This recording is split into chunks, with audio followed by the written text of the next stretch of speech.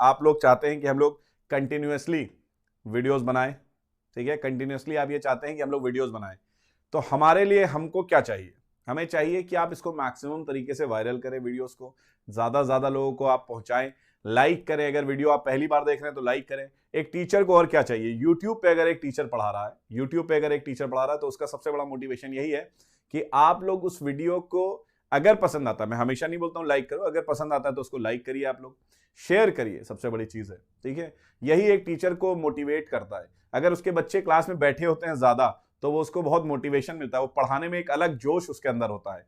ये चीज आप लोग समझिएगा, यूट्यूब में ये एक बहुत बड़ी चीज है, नहीं तो फ्री कोई नहीं पढ़ाएगा। जैसे कि मेरे पास कई सारे मैसेजेस आ रहे थे कि सर पेड कोर्स करिए तभी बच्चे जो है सीरियसली आपको लेंगे, क्योंकि फ्री कोर्स में उनको भरोसा नहीं होता है, ट्रस्ट नहीं होता है कि यहाँ पर चीजें बताएंगे, वो लोग पढ़ाएंगे। देखिए फ्री कोर्स में टीचर पढ़ाएंगे पूरी शिद्दत से, लेकिन वो एक्सपेक्ट क्या कर रहे हैं आपसे, वो एक्सपेक्ट टीचर्स यही कर रहे हैं कि आप ज्यादा से ज्यादा इस चीज को शेयर करें, ज्यादा से ज्यादा लोग बच्चे लाइव बैठे, तभी तो टीचर को भी मोटिवेशन मिलेगा कि यार हम इतना टाइम निकाल के, अपना प्रेशियस टाइम निकाल के, ठीक है, इतना प्रेशियस टाइम निकाल के टीचर को पे कर रहे हैं फॉर फ्री क्लासेस, ठीक है। बहुत सारे टीचर्स आप जानते हैं यहाँ पर टीचर्स जुड़ेंगे कई सारे। हम लोग जो पे कर रहे हैं वो क्यों पे कर रहे हैं, हम लोग ये चाहते हैं कि ये जो मैसेज है, जो आपके पास नॉलेज की कमी है, या एटलीस्ट एक बार प्रीलिम्स का बैच तो पूरा पहुंच जाए, क्योंकि लोग प्रीलिम्स की तैयारी नहीं कर पाते, जो बैरियर होता है फर्स्ट बैरियर, ठीक है, वही तैयार नहीं कर पाते। तो हम लोग के लिए मोटिवेशन यही है कि ज्यादा से ज्यादा बच्चे इस चैनल से जुड़ें, ठीक है, ज्यादा से ज्यादा बच्चे जो हैं हमारे चैनल को लाइक करें अगर उनको कंटेंट अच्छा लगता है। तो आप प्लीज इस चीज को समझिए, और जितने भी अपने फ्रेंड सर्कल है उसमें आप लोग इस चीज, मतलब ये पर्टिकुलर जो वीडियोस चल रही हैं पीसीएस की, जो है हम लोग एक क्रांति लेके आए हूं मैं कहूंगा, क्योंकि बहुत सारे ऐसे चैनल्स मैं देखता हूं, ठीक है, जो 1200 1400 लोग बच्चे एडमिशन ले रहे हैं लोगों के यहाँ, ठीक है, पेड कोर्स में, और हम यहाँ फ्री क्लास चला रहे हैं जिसमें क्वालिटी में पूरी कोशिश करें कि अच्छी क्वालिटी रखें, तब भी आप लोग नहीं आ रहे हैं। तो इससे हम लोग क्या समझे, एज अ टीचर हम लोग को मोटिवेशन चाहिए होता है, वो मोटिवेशन आप लोग हैं बेटा। जितनी एनर्जी आपकी तरफ से आएगी ना, जितना रिस्पॉन्स अच्छा आप लोग की तरफ से आएगा, उतनी ही एनर्जी के साथ हम लोग पढ़ाएंगे, ये चीज समझिएगा आप लोग। आप लोग टीचर को ये बात बोल देते हैं, ब्लेम कर देते हैं कि हमारा कोर्स कंप्लीट नहीं करवाया उन टीचर ने, वो आपको देखिए फ्री ऑफ कॉस्ट कोई चीज दे रहा था, ठीक है, और एक्सपेक्ट कर रहा था कि आप लोग उसके बदले चीजों को बहुत अच्छी तरीके से फैलाएं।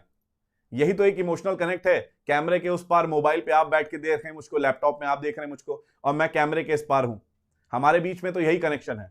और ये कनेक्शन, इतना स्ट्रॉन्ग कनेक्शन हमारे बीच में जो बन रहा है, उसमें हम भी आपसे कुछ एक्सपेक्टेशन रखते हैं कि आप ज्यादा से ज्यादा इस चीज को शेयर करें, बस, और कुछ एक्सपेक्टेशन नहीं रहती है, ठीक है। आई होप आप लोग को ये मेरा मैसेज समझ में आए कि एक टीचर के लिए कितना इंपॉर्टेंट होता है कि उसके क्लास में बच्चे आके बैठे। हम लोग बार बार जो स्टोरी डाल रहे हैं, मैं बार बार स्टोरीज डाल रहा हूं बताने के लिए सबको कि ये एक फ्री इनिशिएटिव हम लोग ने लिया है, लेकिन रिस्पॉन्स उस हिसाब से नहीं एक्सपेक्ट हम लोग, मतलब जितना एक्सपेक्ट हम लोग कर रहे थे उस हिसाब से नहीं आया, ठीक है। आई डोंट नो, हो सकता है कि हम उतना बढ़िया डिलीवर नहीं कर पा रहे हो, ये भी हो सकता है, लेकिन अगर आपको लगता है सही डिलीवरी हो रही है तो प्लीज आप मैक्सिमम से मैक्सिमम उसको शेयर करिए, ठीक है। चलिए आते हैं, हम लोग स्टार्ट करते हैं। आज जितने बच्चे भी बैठे हुए हैं वहीं से मैं स्टार्ट कर दूंगा, क्योंकि मुझे पढ़ाना है, ठीक है। और एक चीज आपको ट्रस्ट के साथ बता रहा हूं कि आप लोग, अब अगर 2 बच्चे भी बैठेंगे मेरी क्लास में तो मैं पूरी क्लास कंप्लीट कराऊंगा 15 जून तक, ठीक है। ये मेरा वादा है आपसे कि 15 जून तक मुझे वो 2 बच्चों का भी सिलेक्शन अगर हो जाएगा तो मेरे लिए बहुत इंपॉर्टेंट है। 2 बच्चे भी अगर वो प्रीलिम्स निकाल लेंगे जो बैठे हुए हैं, वो भी मुझको बहुत मोटिवेट करेगा नेक्स्ट वीडियोस बनाने के लिए, तो मेरे लिए उतना ही बहुत है। समझ रहे हैं आप लोग बात।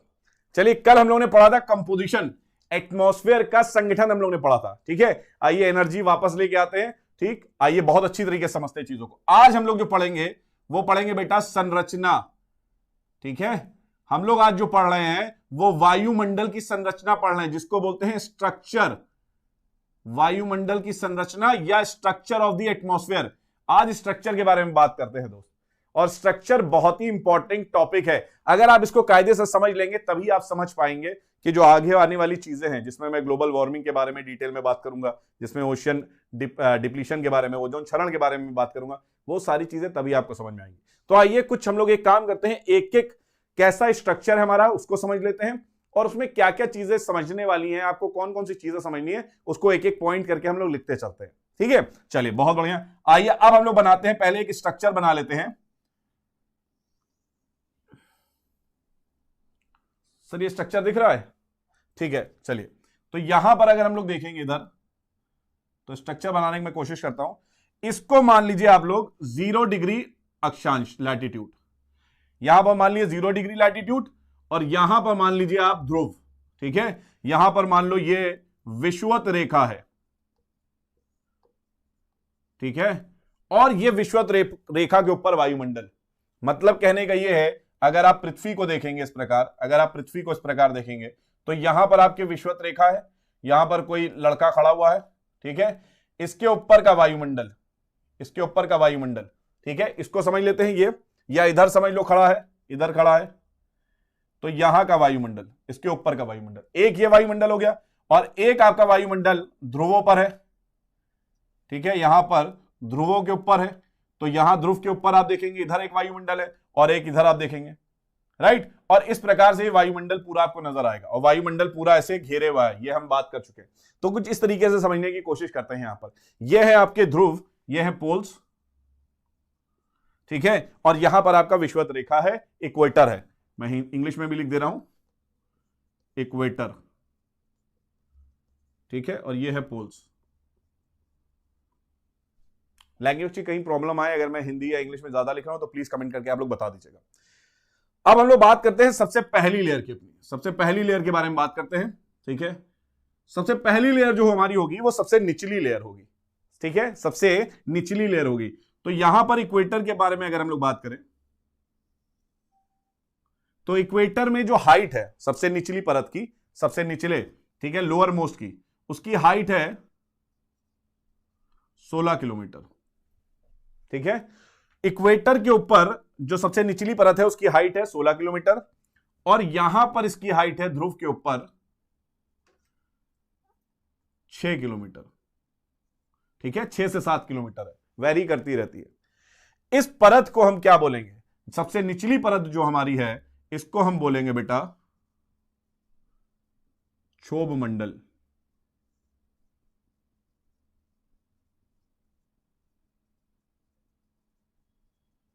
जो हमारी सबसे निचली परत है उसको बोलते हैं क्या, क्षोभ मंडल, ट्रोपोस्फेयर बोलते हैं। आइए इसके बारे में एक एक करके चीजें हम लोग समझ लेते हैं, ट्रोपोस्फेयर के बारे में, और एक एक करके परतों के बारे में समझते हुए चलेंगे हम लोग। तो सबसे पहले आप हेडिंग अपनी डाल सकते हैं। ठीक है, आप लोग हेडिंग डाल सकते हैं, दैट इज ट्रोपोस्फेयर या क्षोभ मंडल। पहली परत हमारी, पहली परत जो है वो है क्षोभ मंडल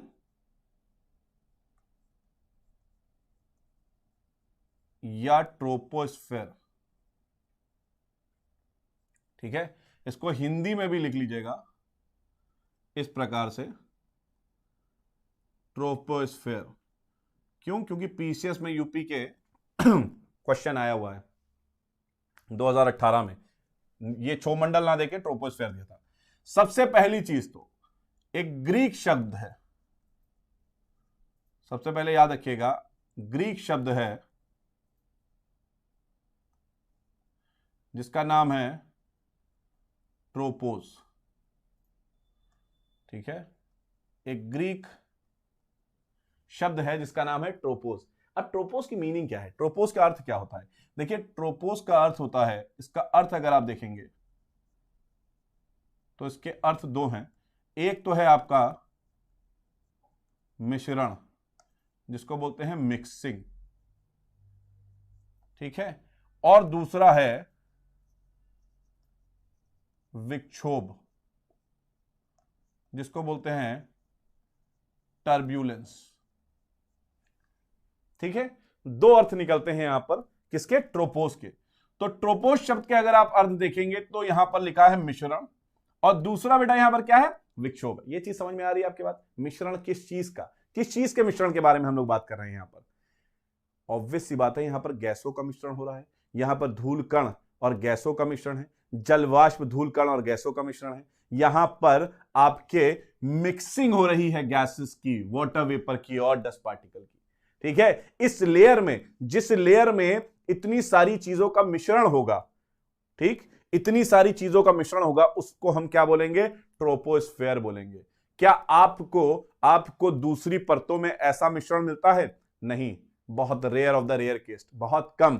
ठीक है, ऐसा वहां पर हर जितनी भी इसके ऊपर आपको परतें मिलेंगी उसमें इस चीज का अभाव रहेगा। ठीक है, मतलब वो चीज वहां नहीं मिलेगी आपको। यहां पर टर्ब्यूलेंस है। टर्ब्यूलेंस क्यों है? टर्ब्यूलेंस का मतलब क्या है? जो आपका यहां एटमॉस्फेयर है वो स्टेबल नहीं है, वो स्थिर नहीं है। जो वायुमंडल क्षोभ मंडल का होता है वो स्थिर नहीं का मतलब यहां पर आप जानते हैं सारी मौसमी घटनाएं होती हैं, यहां पर सभी मौसमी घटनाएं होती हैं, ठीक है। जैसे कि तड़ित झंझा, बादलों का गरजना, तड़ित झंझा मतलब थंडर स्टॉर्म, ठीक है, थंडर स्टॉर्म, बादलों का गरजना, बिजली का चमकना, ठीक है, चक्रवात आ रहे हैं, तूफान आ रहे हैं, तो ये सब क्या है? ये सब विक्षोभ, स्टेबल नहीं करेंगे, टर्ब्यूलेंस लेके आएंगे। कभी आप फ्लाइट में अगर उड़ेंगे, कभी आप हवाई जहाज में उड़ेंगे, तो जब बारिश होती है तो आपकी फ्लाइट जो है, ठीक है, इस प्रकार से हिलने लगती है जैसे कि लगता है बस गड्ढों के बीच में से जा रही है। तो वो क्या है? एटमॉस्फेयर में टर्ब्यूलेंस है। क्यों टर्ब्यूलेंस है? हवा चल रही है, बादल है, बारिश हो रही है, तो वहां पर विक्षोभ हो रहा है। तो ये सारी जो चीजें हैं, ये सारी चीजें कहां पर होंगी? आपकी सबसे निचली परत में होंगी, ठीक है। तो याद रखिएगा, इसका उत्पत्ति किससे हुई है? इसकी उत्पत्ति ट्रोपोज शब्द से हुई है, और ट्रोपोज का अर्थ होता है मिश्रण या विक्षोभ, ठीक है। दूसरी चीज यहां पर दूसरा पॉइंट लिख लीजिएगा, ये सबसे निचली परत है, सबसे निचली परत है। देखिए, इसको सबसे डिटेल में कोई अगर लेयर पढ़नी है हमको, तो यही क्षोभ मंडल की लेयर है, क्योंकि हमारे जीवन को यही प्रभावित करती है। सबसे निचली परत है, इंग्लिश में लिख लीजिए lower most, this is the lower most layer of the atmosphere, सबसे निचली परत है ये, ठीक है। इसके साथ साथ आप क्या लिखेंगे? यहां पर सभी मौसमी घटनाएं होती हैं। यहां पर सभी मौसमी घटनाएं होती हैं, यह चीज आपको समझनी है। जब मैं बोलता हूं सभी मौसमी घटनाएं, तो what I meant was weather phenomena, all weather phenomena takes place in this layer only। सभी मौसमी घटनाएं यहां पर होती हैं, ठीक है। अब आपके दिमाग में क्वेश्चन आ रहा होगा कि सर सभी मौसमी घटनाएं, क्या मौसमी घटनाएं क्या होती हैं? ये वेदर फिनोमिना होता क्या है? तो आओ एक एक करके लिख लेते हैं कि कौन कौन सी यहां पर मैं जो बात कर रहा हूं मौसमी घटनाओं की, तो ये है क्या बेसिकली, इसके बारे में समझ लेते हैं कौन कौन सी मौसमी घटनाएं होती हैं। तो देखिए, सभी प्रकार की मौसमी घटनाएं कौन कौन सी है, मैं यहीं पर मौसमी घटनाओं के बारे में लिख रहा हूं, शॉर्ट फॉर्म में WP, वेदर फिनोमिना, मौसमी घटनाएं कौन कौन सी होती हैं? वर्षण की प्रक्रिया, प्रेसिपिटेशन। कल ही हम लोग ने पढ़ा था कि वर्षण का मतलब क्या होता है, कल ही हम लोग ने पढ़ा था कि नहीं पढ़ा था? वर्षण का मतलब क्या होता है? वर्षण का मतलब बेटा ये होता है कि कोई भी लिक्विड फॉर्म अगर हमारी पृथ्वी की सतह पे आ रही है किसी भी रूप में, जैसे कि वर्षा के रूप में, रेन, जैसे ओस के रूप में, ड्यू, ठीक है, जैसे धुंध होती है, पाला होता है, ओस एवं पाला, ठीक है, जैसे कोहरा, फॉग, बर्फबारी, स्नोफॉल, जैसे आपके ओले हो गए, हेल, ये सब क्या है? वायुमंडल में मौजूद पानी जो है वो सतह पे पहुंच रहा है, तो इस प्रक्रिया को हम क्या बोलते हैं? वर्षण की प्रक्रिया बोलते हैं। इस प्रक्रिया को बोलते हैं वर्षण की प्रक्रिया। तो ये एक मौसमी घटनाएं होगी। इसके अलावा और क्या आपकी मौसमी घटनाएं हैं? तो देखिए, इसके अलावा और कौन कौन सी मौसमी घटनाएं हैं, यहां पर देखिए, आप लोग समझिए। इसके अलावा आप बेटा जानते हैं कि इस परत में वाष्पीकरण सबसे अधिक होगा, जिसको हम बोलते हैं इवापोरेशन। यहां पर अगर आप देखेंगे तो सबसे ज्यादा इवापोरेशन होगा, क्योंकि यहां पर सबसे ज्यादा पेड़ आपको मौजूद, एक तो है पेड़ से आप जानते हैं वाष्प उत्सर्जन होता है, ठीक है ना।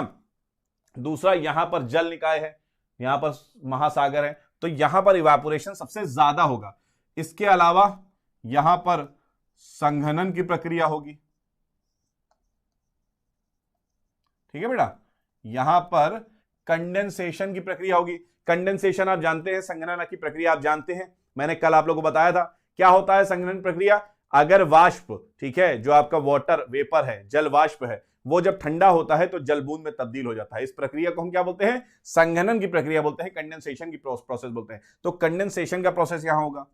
इसके अलावा आप जानते हैं कि बेटा याद रखिएगा, लिखते चलिए मेरे साथ आप लोग, चक्रवाती तूफान जितने हैं, ठीक है, जितने आप जानते हैं साइक्लोन्स हैं, चाहे इनके अलग अलग नाम हर जगह आपको मिलेंगे, वो अलग बात है, ठीक है। कहीं पर आपको ये मिलेगा टाइफून के नाम से, कहीं पे टाइफून, कहां कहां बोलते हैं क्या बताना मुझे, कमेंट करके बताना टाइफून कहां बोलते हैं, ठीक है।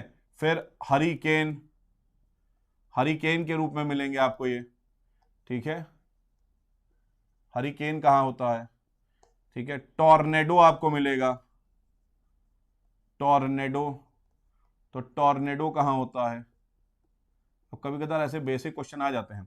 फिर आपका विली विली, विली विली, इनके अलग अलग नाम है सब चक्रवात, सब चक्रवात है अलग अलग जगह पे। मुझे कमेंट करके आप लोग बताइएगा, मैं अभी बाद में देखूंगा, अभी पढ़ा रहा हूं, आप लोग कमेंट करिए, ठीक है।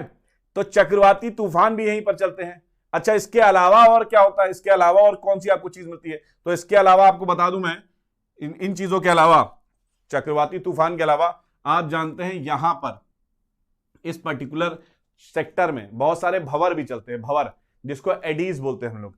चक्रवात और यहां पर आप कह सकते हैं जिनको हम भंवरें बोलते हैं, भंवर बोलते हैं, एडीज या एडी, ठीक है, ये भी चलता है। क्या होता है भंवर, भंवर क्या होता है, जब जल, ठीक है, पानी, धूल, गैस सब आपस में मिल जाएं, ठीक है ना, जल, पानी, धूल, पवन, ये मिलके जो एक चक्कर में, ठीक है, चक्र के रूप में, साइकिल के रूप में उठते हैं, इसको हम बोलते हैं भंवर। आप लोगों ने देखा होगा समुद्र में भी ये पैदा हो जाता है, ठीक है, इनको हम एडीज बोलते हैं, एडीज बोलते हैं, जिसमें आपका धूल, पवन और जल, ये तीनों मिल जाते हैं, तीनों मिल जाते हैं और चक्र के रूप में, ठीक है, सर्कल के रूप में राइज करते हैं, इनको हम बोलते हैं भंवर। तो ये भी आपको कहां मिलेगा, क्षोभ मंडल में मिलेगा। ये भी आपको चीज जो है, ये चीज ट्रोपोस्फेयर में मिलेगी, आपको याद रखिएगा, ठीक है। इतनी चीज आपको समझनी है। इसके अलावा मैंने बताया आपको यहां पर तड़ित झंझा, थंडर स्टॉर्म या तड़ित झंझा, ये भी यहीं मिलेगा आपको, ठीक है। आपको देखेंगे तो बादलों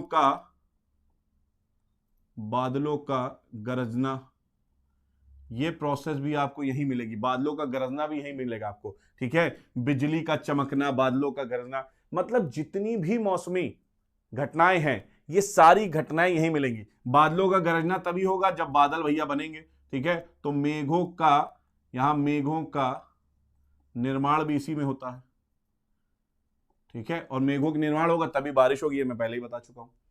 तो ये सारी मौसमी घटनाएं जो है कहां हो रही हैं, क्षोभ मंडल में हो रही हैं। सारी मौसमी घटनाएं क्षोभ मंडल में हो रही हैं। इतनी बात समझ में आ रही सबके, बताइए।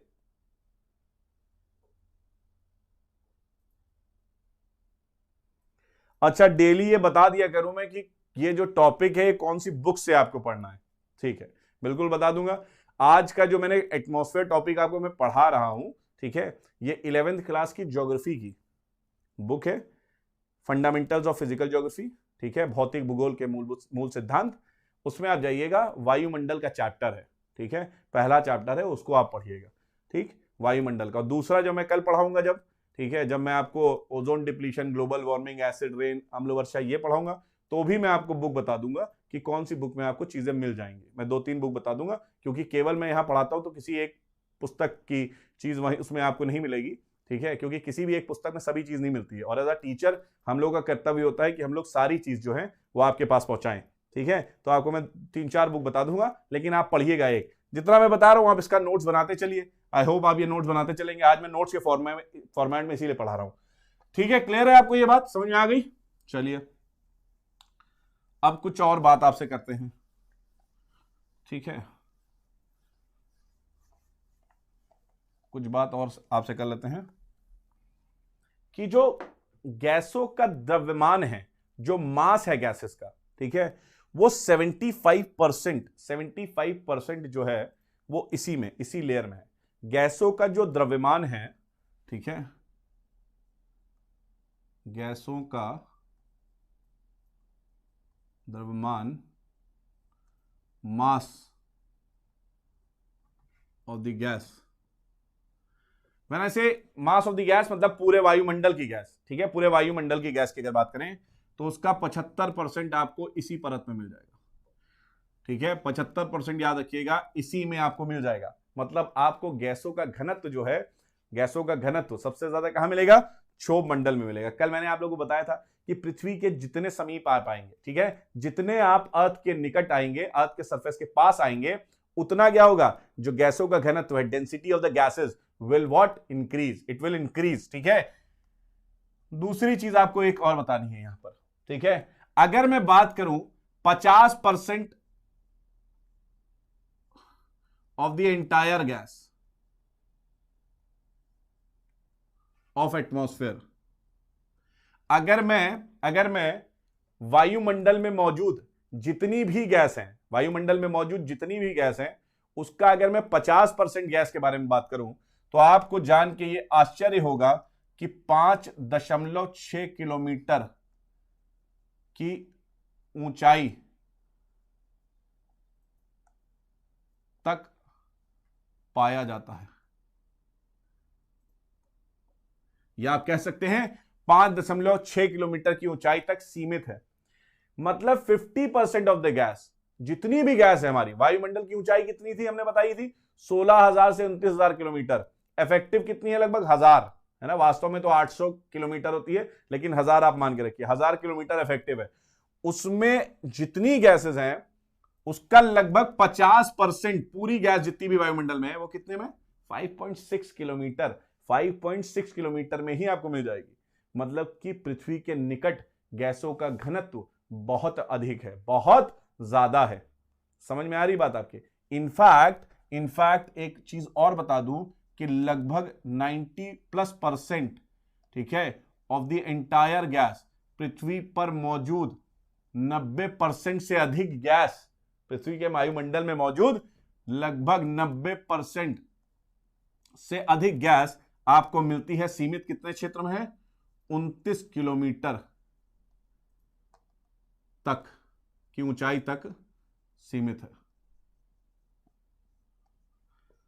मतलब पृथ्वी की यह सतह है बेटा, पृथ्वी की यह सतह है, राइट। यहां से अगर आप जाएंगे तो लगभग 5.6 किलोमीटर, और ऊपर आप चले गए तो लगभग 29 किलोमीटर, ऐसे समझ लो।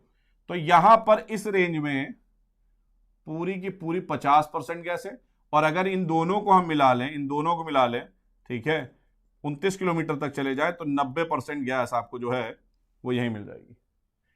इसका मतलब ऊंचाई पे जाने पे जो गैस है, इनकी डेंसिटी, इनकी सांद्रता खत्म हो जाती है, और बहुत दूर दूर आपको गैसेस मिलेंगी ऊपर जाने पे।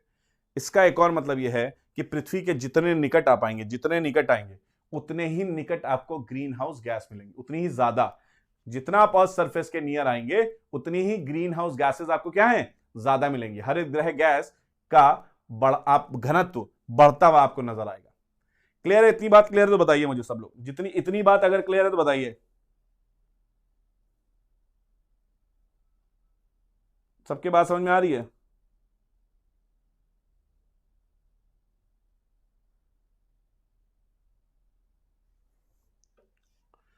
सर एडी सर्कुलर मोशन में क्या होता है? जब हम लोग प्रेशर पढ़ेंगे, जब क्लाइमेटोलॉजी में प्रेशर पढ़ाऊंगा तो आपको समझाऊंगा, अभी आपको समझाऊंगा तो फिर वही समझाता रह जाऊंगा, ठीक है।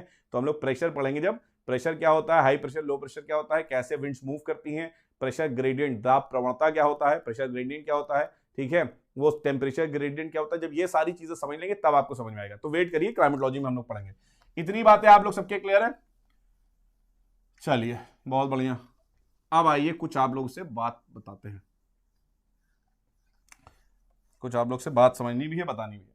पहली चीज तो ये, ठीक है, पहली चीज तो ये, अगर यहां पर आप लोग से पूछा जाए, अगर आप लोग यहां पर देखेंगे तो यहां देख रहे हैं आप 16 किलोमीटर हाइट है, और यहां देख रहे हैं 6 किलोमीटर हाइट है। मतलब इक्वेटर पे क्या है? हाइट ज्यादा है, इक्वेटर पे हाइट ज्यादा है। और यहां पर अगर आप देखेंगे, ध्रुवों पे देखेंगे तो हाइट क्या है इसकी? कम है। तो आप एक चीज कह सकते हैं क्लियरली, आप क्लियरली आपके अगर स्टेटमेंट आता है, आपका वाक्य आता है एग्जाम में कि क्षोभ मंडल की ऊंचाई विषुवत रेखा पर अधिक एवं ध्रुवों पे कम होती है, तो आंसर आपका एकदम स्टेटमेंट क्या होगा, सही होगा। लेकिन यहीं पे यूपीपीसीएस नहीं रुकेगा, क्योंकि उसने एक नया ट्रेंड अपना लिया है। ये आपको वो असर्शन के रूप में दे देगा, एक वाक्य के रूप में दे देगा, और इसके बाद देगा आर लिख के कारण उसका, ठीक है, कि क्या कारण है कि विषुवत रेखा जो है यहां पर आपको 16 किलोमीटर नजर आ रही है और वहां पर आपको 6 किलोमीटर नजर आ रही है। तो पहला एक स्टेटमेंट तो वो सही दे देगा कि विषुवत रेखा की ऊंचाई बेटा जो है वो 16 किलोमीटर पर, मतलब उसकी ऊंचाई ज्यादा अधिक है और ध्रुवों पर उसकी ऊंचाई क्या है, कम है। लेकिन कारण क्या है, आइए समझ लेते हैं। सिंपल सा कारण है, ठीक है, बहुत सिंपल सा कारण है। आप जानते हैं कि अगर हम विषुवत रेखा की बात करें तो कुछ इस रेंज में बात करेंगे, इस अक्षांश में बात करेंगे, ठीक है ना, इसी अक्षांश में, इसी लैटिट्यूड में तो बात करेंगे। तो अगर यहां पर हम लोग बात करें बेटा, यहां पर अगर हम लोग बात करेंगे तो आप जानते हैं कि विषुवत रेखा पे सूर्य लगभग लंबवत चमकता है, सूर्य लगभग लंबवत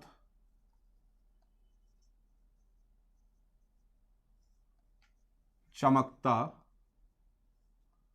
है, जिसके कारण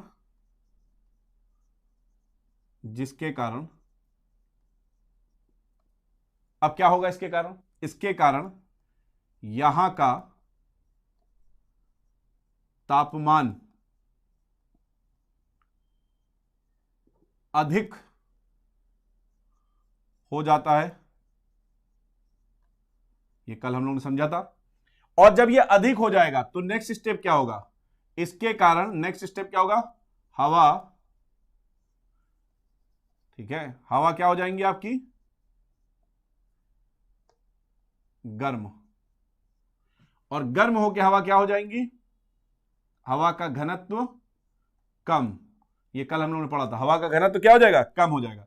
और जब हवा का घनत्व कम हो जाएगा तो दूसरा आपका स्टेप क्या होगा, यहां पर ये हल्की हो जाएंगी। जब हल्की हो जाएंगी तो ऊपर उठने लगेंगी।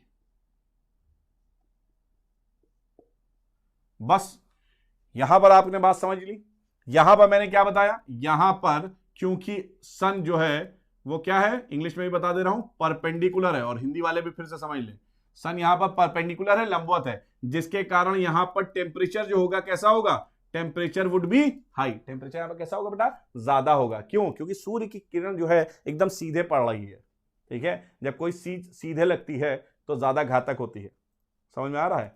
तो आप लोग देखते होंगे कि जब भी आप अगर कोई बो एंड एरो अगर आप देखेंगे तो उसमें सीधी चीज ज्यादा अंदर तक, इंटेंसिटी ज्यादा होती है, प्लस यहां पर लंबवत चमकता है और दूरी कम होती है विषुवत रेखा की, स्लांटिंग नहीं पड़ती। ये सारा कॉन्सेप्ट हम लोग बाद में पढ़ेंगे, बस अभी फिलहाल इतना समझ लिए कि टेम्परेचर यहां पर अधिक होगा, और टेम्परेचर अधिक होगा तो यहां पर जो एयर होंगी वो वार्म एंड लाइट एयर हो जाएंगी, और वार्म एंड लाइट एयर होके एसेंड करने लगेंगी, ऊपर की तरफ उठने लगेंगी, आरोही हवाएं हो जाएंगी।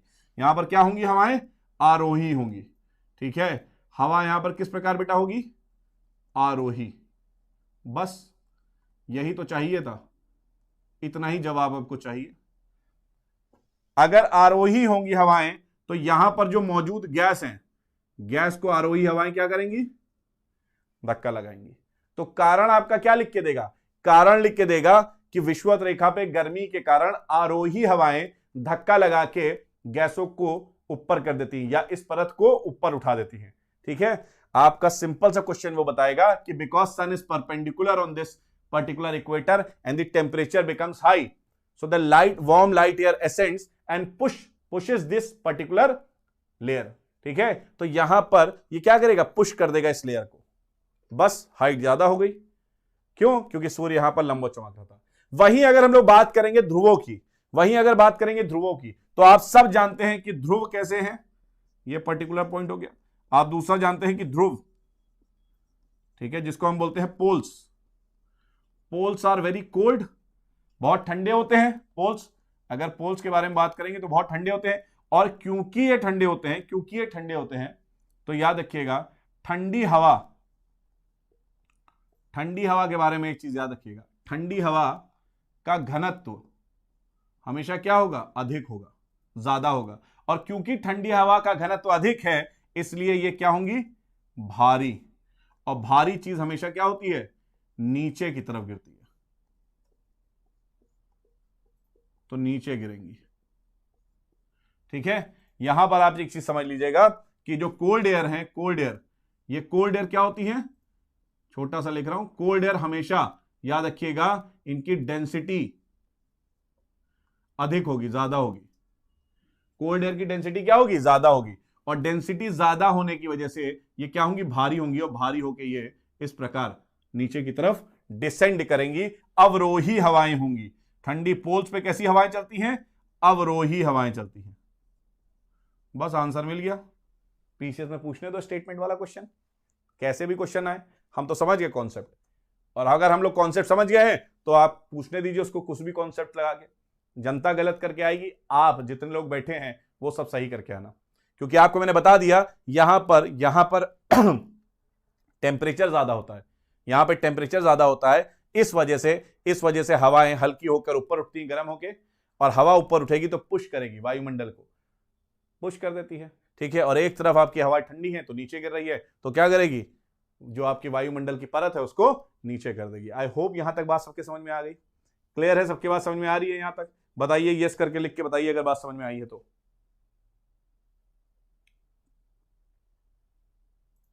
बताइए जल्दी।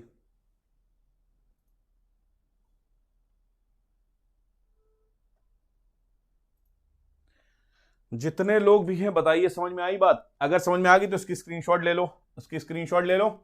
ठीक है, मैं स्क्रीनशॉट ले लो तुम लोग जल्दी से बेटा, फिर आगे बढ़ते हैं इसमें।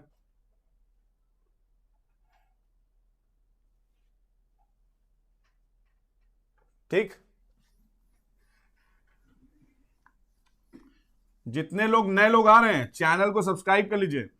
मुझे उम्मीद है कि आप लोग इस चीज को वायरल करेंगे और आने वाले 10-15 दिन में यहां पर भयंकर क्वेश्चन आंसर राउंड जब मैं लूंगा तो आपको पता चलेंगी चीजें। ठीक है, दूसरी चीज बता दे रहा हूं कि 10:30 बजे जितने लोग भी हो 10:30 बजे भी आ जाना, पीसीएस वाले जितने हैं। ठीक, 10:30 बजे अभ्यास सीरीज, आज लगभग 30 क्वेश्चन कोशिश करूंगा, 25-30 क्वेश्चन डिस्कस करूंगा। ठीक है, तो 25-30 क्वेश्चन आपके बेसिक एनसीईआरटीज पे बेस्ड होंगे। ठीक है, वो क्वेश्चन आंसर डिस्कस करूंगा, तो आ जाइएगा, देखते हैं कितना सीखते हैं उस चीज से। हम लोग सीखने की कोशिश करेंगे। तो आप लोग करना कुछ नहीं है, उसकी पीडीएफ की लिंक आपको मिल जाएगी, पीडीएफ आप डाउनलोड कर लीजिएगा क्वेश्चन आंसर्स की। ठीक है, क्वेश्चन की पीडीएफ मिलेगी, आंसर उसमें आप लोग अपना आपको मार्क करना पड़ेगा, अपना बनाना पड़ेगा, या आप कहेंगे तो क्वेश्चन के साथ आंसर्स भी हम लोग दे देंगे। ठीक है, पीडीएफ लिंक में मिलेगी, या पीडीएफ में ऐसा करूंगा लिंक में नहीं दूंगा, लिंक में दोगे तो तुम लोग डाउनलोड करके पढ़ोगे नहीं। ठीक है, उसको टेलीग्राम में मैं डालूंगा बाद में, कल मैं डालूंगा टेलीग्राम में। तो टेलीग्राम का जो लिंक है वो आप लोग ज्वाइन कर लीजिए। टेलीग्राम का जो उसमें हमारा चैनल है एग्जाम बडी के नाम से, टेलीग्राम पे आप ज्वाइन कर लीजिए, वहां पर मैं आपको दे दूंगा ये सारी चीजें। ठीक है, क्लियर है, अभ्यास सीरीज है। दूसरी एक चीज आपको बताना चाह रहा था, कुछ लोग जो हैं, कुछ लोग रात वाली जो क्लास हो रही है 8 से 9 पॉलिटी की चल रही है, और 9 से लेकर आपका 10, सवा 10, 10:30 तक मेरी क्लास चलती है, उसमें कल बहुत कम लोग बैठे हुए थे। कहीं ऐसा तो तुम लोग नहीं सोचो कि यार पीसीएस का प्रिपरेशन करना है तो बस यहीं पर चलो फोकस करते हैं। देखो, वो जो क्लासेस हो रही हैं उस क्लासेस को प्लीज फॉलो करो, क्योंकि वो डिटेल्ड क्लासेस हो रही हैं। ठीक है, वो प्रीलिम्स और मेंस दोनों के पर्सपेक्टिव से हो रही हैं, और प्रीलिम्स में जो बहुत टफ क्वेश्चन आ जाते हैं, जो बहुत टफ क्वेश्चन आएंगे वो उसी वीडियो से सॉल्व होंगे। ठीक है, क्योंकि वहां पर हम लोग का एक सीरीज चल रहा है, प्रॉपर फ्लो में चल रहा है, तो वहां पर उसको फॉलो करते रहो। ठीक, क्यों इस बोल रहा हूं, क्योंकि देखिए यहां पर हमारे पास टाइम कितना है, मार्च है, अप्रैल है, मई है। ठीक है, 3 महीने और लगभग 15 दिन जून के मान लीजिए, हमारे पास इतने महीने हैं जिसमें हम लोग प्रिपरेशन कर रहे हैं, और 4 घंटे की हम लोग क्लास ले रहे हैं प्लस अभ्यास ले रहे हैं। तो यहां पर आप एक्सपेक्ट करें कि मैं वो चीज पढ़ा दूं जो 1 साल में कंप्लीट हो जानी चाहिए ज्योग्राफी में। ठीक है, जो मतलब लोग 1 साल के बैच में चलाते हैं तो वो पॉसिबल नहीं है, तो इसलिए प्लीज वो वीडियो जरूर देखना। और जो लोग यहीं पर आए उनको मालूम नहीं है कि वहां मेरी वीडियोस चलनी, तो प्लेलिस्ट पे जाके देख लो, 21 वीडियोस हैं, उसके नोट्स बनाना चालू कर दो। प्रीलिम्स निकाल के कुछ नहीं कर पाओगे, मेंस में जब तक सिलेक्शन नहीं होगा तब तक कुछ नहीं होगा। फाइनल एम तुम लोग का सिलेक्शन है, प्रीलिम्स क्वालिफाई करना नहीं। प्रीलिम्स के लिए तो पूरी ताकत झोंक रहे हैं हम लोग यहाँ पर। ठीक है, और सोच रहे हो कि प्रीलिम्स क्वालिफाई करके मेंस कर लेंगे आराम से, तो इतना टाइम नहीं है, दिसंबर में मेंस का पेपर हो जाएगा, खासकर यूपी पीसीएस वालों के लिए बोल रहा हूं मैं। ठीक है, बाकी अगर अदर स्टेट्स के हैं तो वो आप लोग भी जानते हैं कि ज्यादा टाइम मिलता नहीं है। अब दूसरी एक चीज आपको यहां बताना चाहूंगा मैं, क्षोभ मंडल में एक चीज और बताना चाहूंगा कि क्षोभ मंडल में 0 से लेके लगभग 3 किलोमीटर, 0 से लेके लगभग 3 किलोमीटर की ऊंचाई में, 0 से लेके लगभग 3 किलोमीटर की ऊंचाई में आपको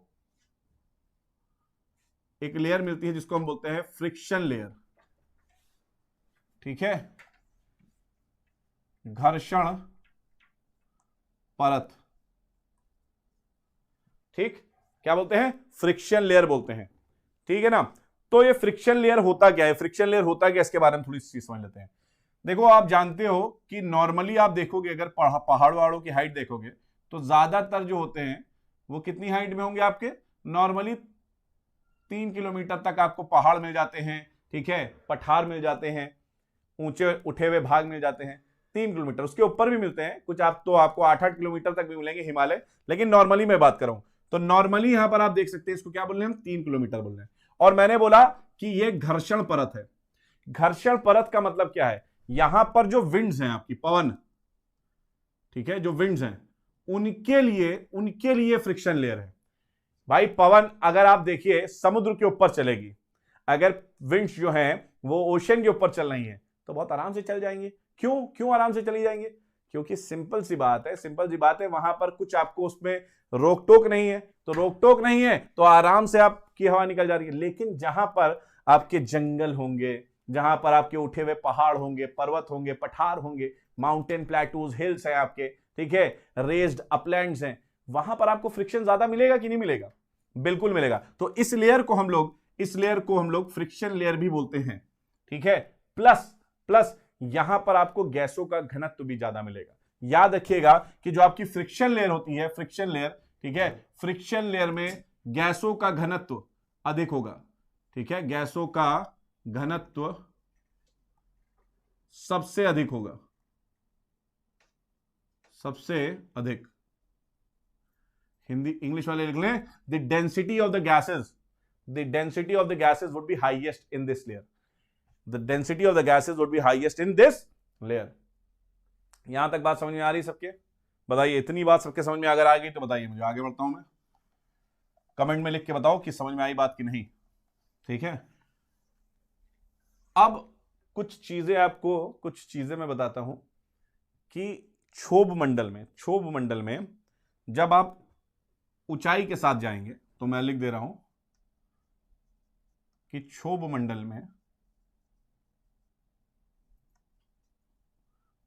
में ऊंचाई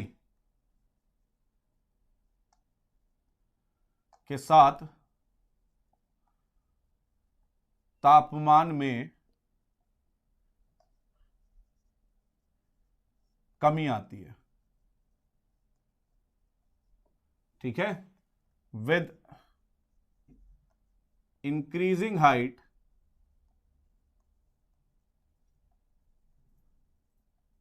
the temperature decreases। with increasing height the temperature decreases। और कितना डिक्रीज हो रहा है क्षोभ मंडल में? इन ट्रोपोस्फेयर, डिक्रीजेस इन ट्रोपोस्फेयर। ठीक है, यहां पर कितना डिक्रीज हो रहा है? तो पहली चीज, एट इक्वेटर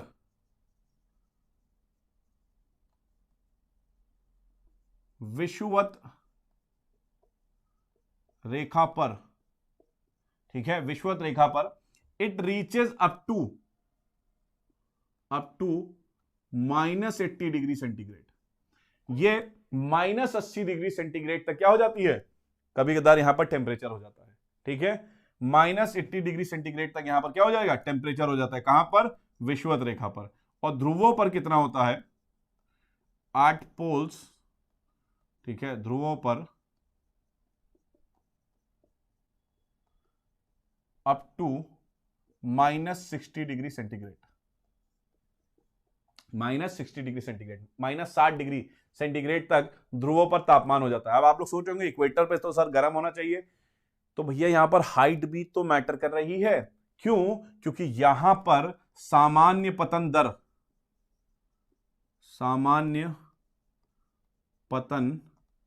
दर, ठीक है, यहां पर नॉर्मल लैप्स रेट का कॉन्सेप्ट भी तो लग रहा है। और ये कल आप लोगों को बताया था मैंने, नॉर्मल लैप्स रेट का कॉन्सेप्ट क्या होता है? क्या होता है नॉर्मल लैप्स रेट का कॉन्सेप्ट? कि हर 1 किलोमीटर ऊंचाई पे विद हाइट, हर 1 किलोमीटर ऊंचाई पे अगर आप देखेंगे तो तापमान 6.5 डिग्री सेंटीग्रेड कम हो रहा है, डिक्रीज हो रहा है। तो ये आपको याद रखना है, ठीक है। हर 1 किलोमीटर पे 6.5 डिग्री सेंटीग्रेड कम हो रहा है, मतलब कि आप जितना ऊंचाई पे जाएंगे क्षोभ मंडल में, तापमान में आपको क्या मिलेगा? कमी मिलेगी। तापमान में आपको क्या मिलेगा? कमी मिलेगी। यहां तक बात समझ में आ रही है? ठीक है, इतनी चीज क्यों मिलेगी, क्या मिलेगी, अभी बता रहा हूं। यहां तक बात समझ में आई है? आई है तो मुझे बताइए लिख के, यस लिख के बताइए आई है। और जितने लोग आ रहे हो, जितने लोग आए हो, ठीक है, उतने लोग प्लीज लिंक को शेयर करो जरा, ठीक है, लिंक को शेयर करो, ज्यादा से ज्यादा लोग में पहुंचाओ यार दोस्तों, है ना।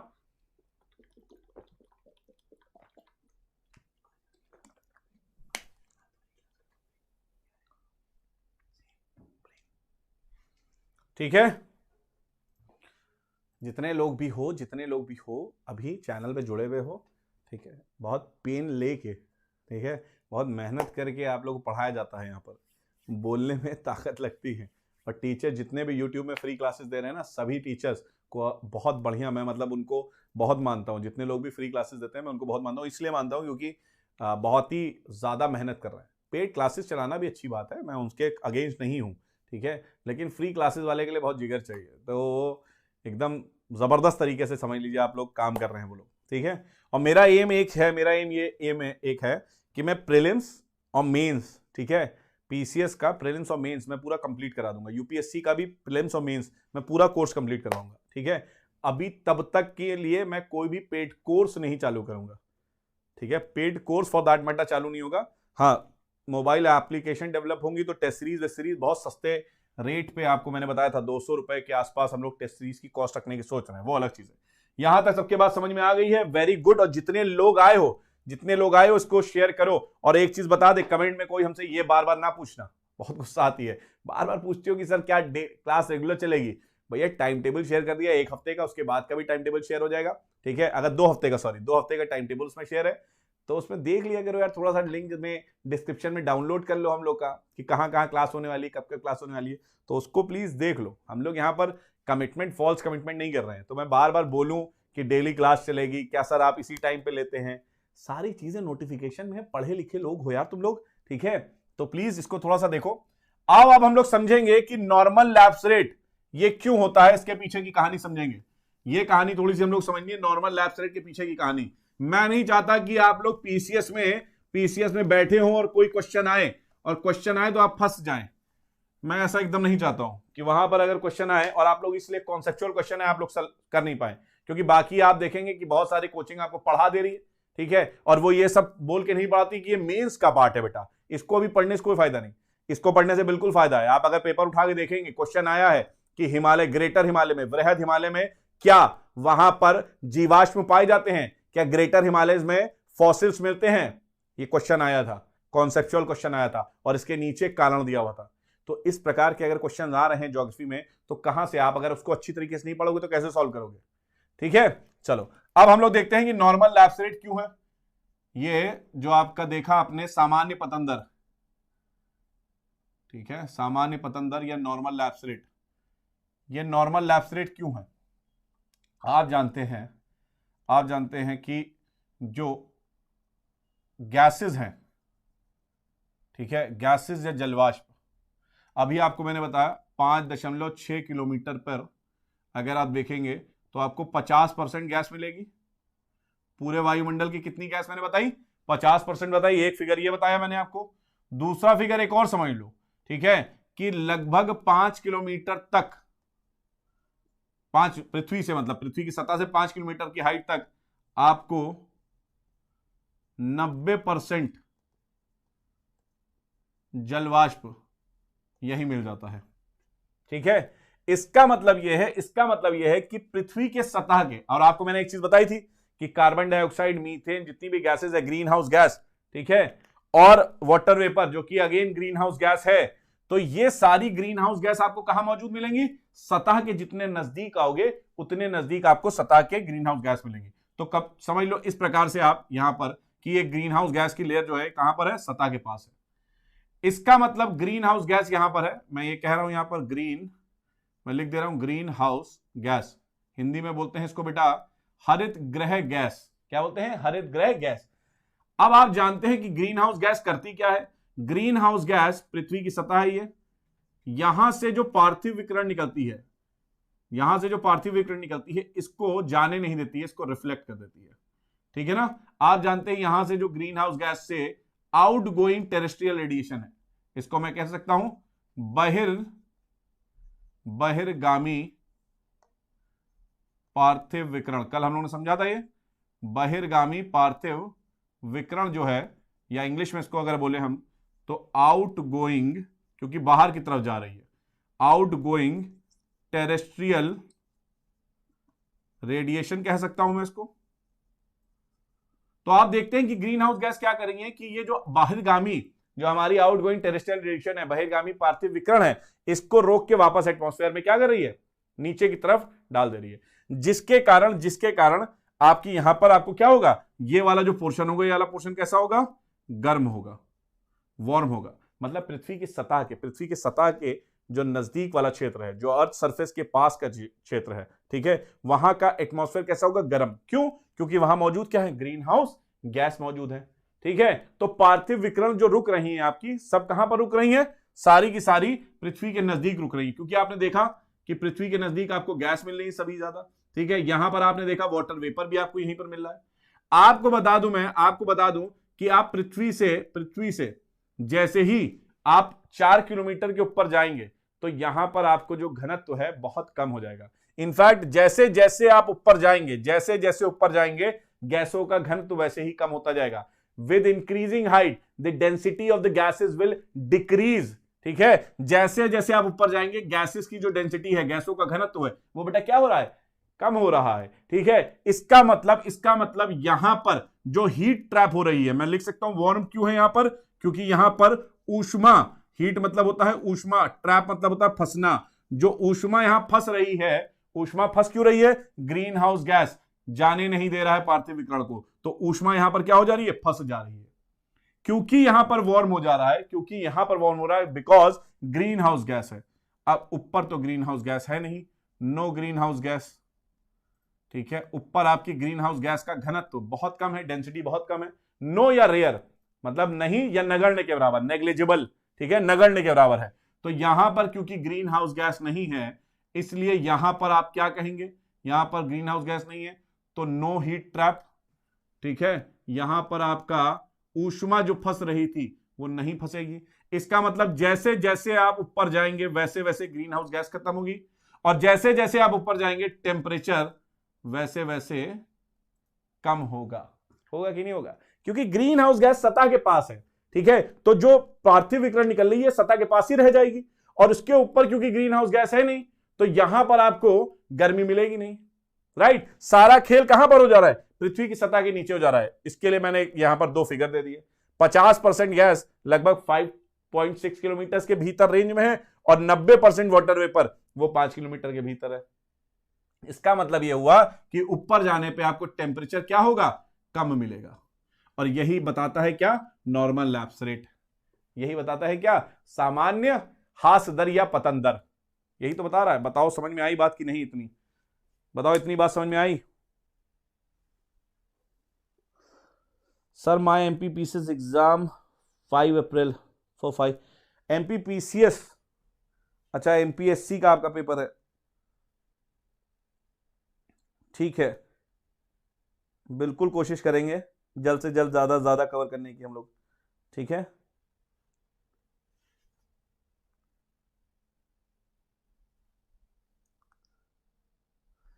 Thank you Shambhu, Shashank thank you. ये बात सबके समझ में आ गई? अगर समझ में आ गई तो इसकी स्क्रीनशॉट ले लो जल्दी से, इसकी स्क्रीनशॉट ले लो, सब लोग स्क्रीनशॉट ले लो इसकी। ले ली सबने स्क्रीनशॉट? चलो,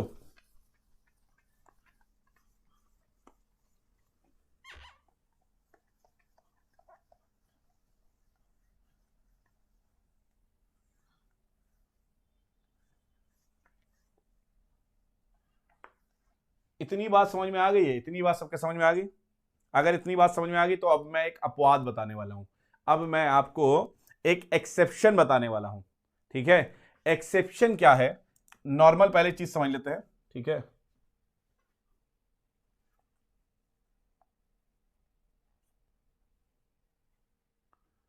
नॉर्मल पहले चीज समझ लेते हैं कि आप अगर देखेंगे,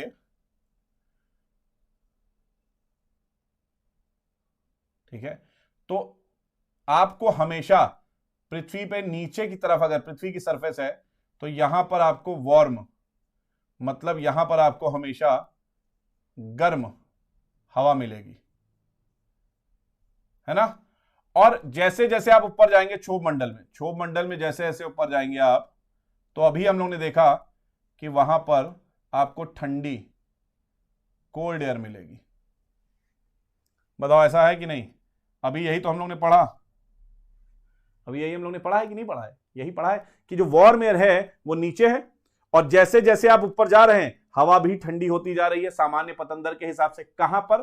क्षोभ मंडल में। ऑब्वियस सी बात है, ये जो कंडीशन है, ये कंडीशन हम लोग किसी और मंडल में नहीं बात कर रहे हैं, ये हम लोग कंडीशन किस में बात कर रहे हैं? ट्रोपोस्फीयर में बात कर रहे हैं हम लोग। ये सारी कंडीशन बेटा किसके बारे में बात कर रहे हैं? ट्रोपोस्फीयर के बारे में बात कर रहे हैं, क्षोभ मंडल के बारे में बात कर रहे हैं। क्लियर है? बात समझ में आ रही है आपके? चलो, ये आपको बहुत इंपॉर्टेंट चीज बता रहा हूं मैं क्षोभ मंडल के बारे में। अब अपवाद क्या है कि अगर बेटा ऐसी कंडीशन हो जाए कि ठंडी हवा के ऊपर गर्म हवा बैठ जाए, ऐसा पॉसिबल है? बताओ, पॉसिबल है यस या नो? और अगर है तो किस केस में पॉसिबल होता है, कब होता है ऐसा? कंडीशन भी बताओ मुझे जल्दी से, क्योंकि हम लोग ने पढ़ा कि क्षोभ मंडल पे ऊंचे जाने पे ऊंचाई पे जाने पर तापमान में कमी आती है, टेम्परेचर क्या होता है? डिक्रीज होता है। अब मैं आपसे जो बात बोल रहा हूं, मैं ये बात आपसे बेटा बोल रहा हूं कि कोल्ड एयर के ऊपर अगर वार्म एयर है तो क्या होगा? बताइए। कोल्ड एयर के ऊपर वार्म एयर है, ऐसी कंडीशन बन सकती है? जल्दी से बताइए।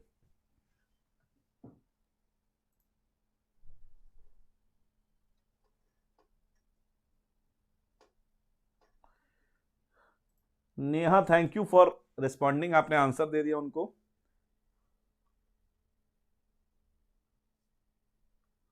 जितने लोग भी अभी बैठे हो यहां पर, ठीक है, ये सारा तुम लोग को पीसीएस के लिए मैं पढ़ा रहा हूं, ठीक है, और वनडे एग्जाम्स में भी जबरदस्त हेल्प कर देगा, ये भी बता दे रहा हूं। ऐसा नहीं कि केवल पीसीएस के लिए। कोल्ड एयर और वार्म एयर ऐसी कंडीशन कब होती है? देखो मैं बताता हूं। ऐसी कंडीशन होती है, ऐसी कंडीशन कहां होती है? पहली चीज याद रखिएगा, सब ट्रॉपिकल या टेम्परेट रीजन में ऐसा होता है। पहला कि सब ट्रॉपिकल या टेम्परेट रीजन में, जिसको हिंदी में बोलते हैं उपोष्ण, ठीक है, या शीतोष्ण क्षेत्र में, ठीक है। तो मतलब मैं कह सकता हूं कि मिड लैटिट्यूड्स में, इनको मैं कह सकता हूं, इनको मैं ऐसे लिख सकता हूं क्या? मध्य अक्षांश में अधिकतर। नॉर्मली कहां पर? मध्य अक्षांश में। मध्य अक्षांश मतलब बोले, ये मान के रखिए 30 से ऊपर, है ना, और लगभग 50 तक जो आपके अक्षांश हैं उनको हम मध्य अक्षांश मान रहे हैं, जिसमें आपका सब ट्रॉपिकल और टेम्परेट रीजन आ जाएगा। इन क्षेत्रों में दूसरी कंडीशन आपको क्या रखनी है? दूसरी कंडीशन याद रखिए कि दूसरी कंडीशन ये शीत ऋतु में पॉसिबल है, ठीक है। ये जो बेटा है ये विंटर्स में पॉसिबल है। समझ में आ रही है आपकी बात? ये कब पॉसिबल है? विंटर्स में। और दूसरी चीज कि विंटर्स में ड्यूरिंग नाइट्स, रात के समय। ऐसा नहीं है कि ऐसी कंडीशन और जगह पे बन नहीं सकती, बिल्कुल बन सकती है, बहुत अलग अलग तरीके से बन सकती है, उसको हम लोग समझेंगे। लेकिन मैं आपको एक आइडियल कंडीशन बता रहा हूं, जैसे कि आप लोग नॉर्थ इंडिया में रहते हैं, ठीक है, तो नॉर्थ इंडिया में ऐसी कंडीशन बनती है। नॉर्थ इंडिया में ऐसी कंडीशन आप देखते हैं कि सब ट्रॉपिकल में आप रहते हैं रीजन में, अगर आप उत्तर भारत में रहते हैं, दिल्ली में, लखनऊ में कहीं रहते हैं, बिहार में रहते हैं, तो आप सब ट्रॉपिकल उपोष्ण कटिबंधीय क्षेत्र में रहते हैं। ठीक है, आप उपोष्ण कटिबंधीय क्षेत्र में रहते हैं, सब ट्रॉपिकल रीजन में रहते हैं। और आप जानते हैं कि यहां पर शीत ऋतु विंटर्स पड़ती है और विंटर्स की रात होती है। रात में ठीक है, कंडीशन एक और होनी चाहिए, लास्ट कंडीशन, ठीक है, कि यहां पर बेटा नो विंड्स, ठीक है, या ना के बराबर नगण्य रूप से यहां पवन होनी चाहिए। नो विंड्स मतलब हिंदी में लिख लो पवन नहीं चलनी चाहिए, क्योंकि पवन चलेंगी तो मिक्सिंग हो जाएगी एयर में, और वो नहीं होनी चाहिए। और अब बताता हूं कि ये वाली कंडीशन कब बनती है और उस कंडीशन को बोलते हम लोग क्या है। ठीक है, अब मैं आपको बताता हूं कि उस कंडीशन को बोलते क्या है। यहां पर बेटा आप देखिए, यहां पर आप देखेंगे तो ये पृथ्वी की सतह है। अब ये सारी कंडीशन मतलब विंटर्स की कंडीशन है। विंटर की कंडीशन में होता क्या है, आप विंटर्स की कंडीशन में क्या होता है बताइए। विंटर्स की कंडीशन में नाइट क्या होती हैं, नाइट्स आर लॉन्गर, ठीक है, रातें लंबी होती हैं।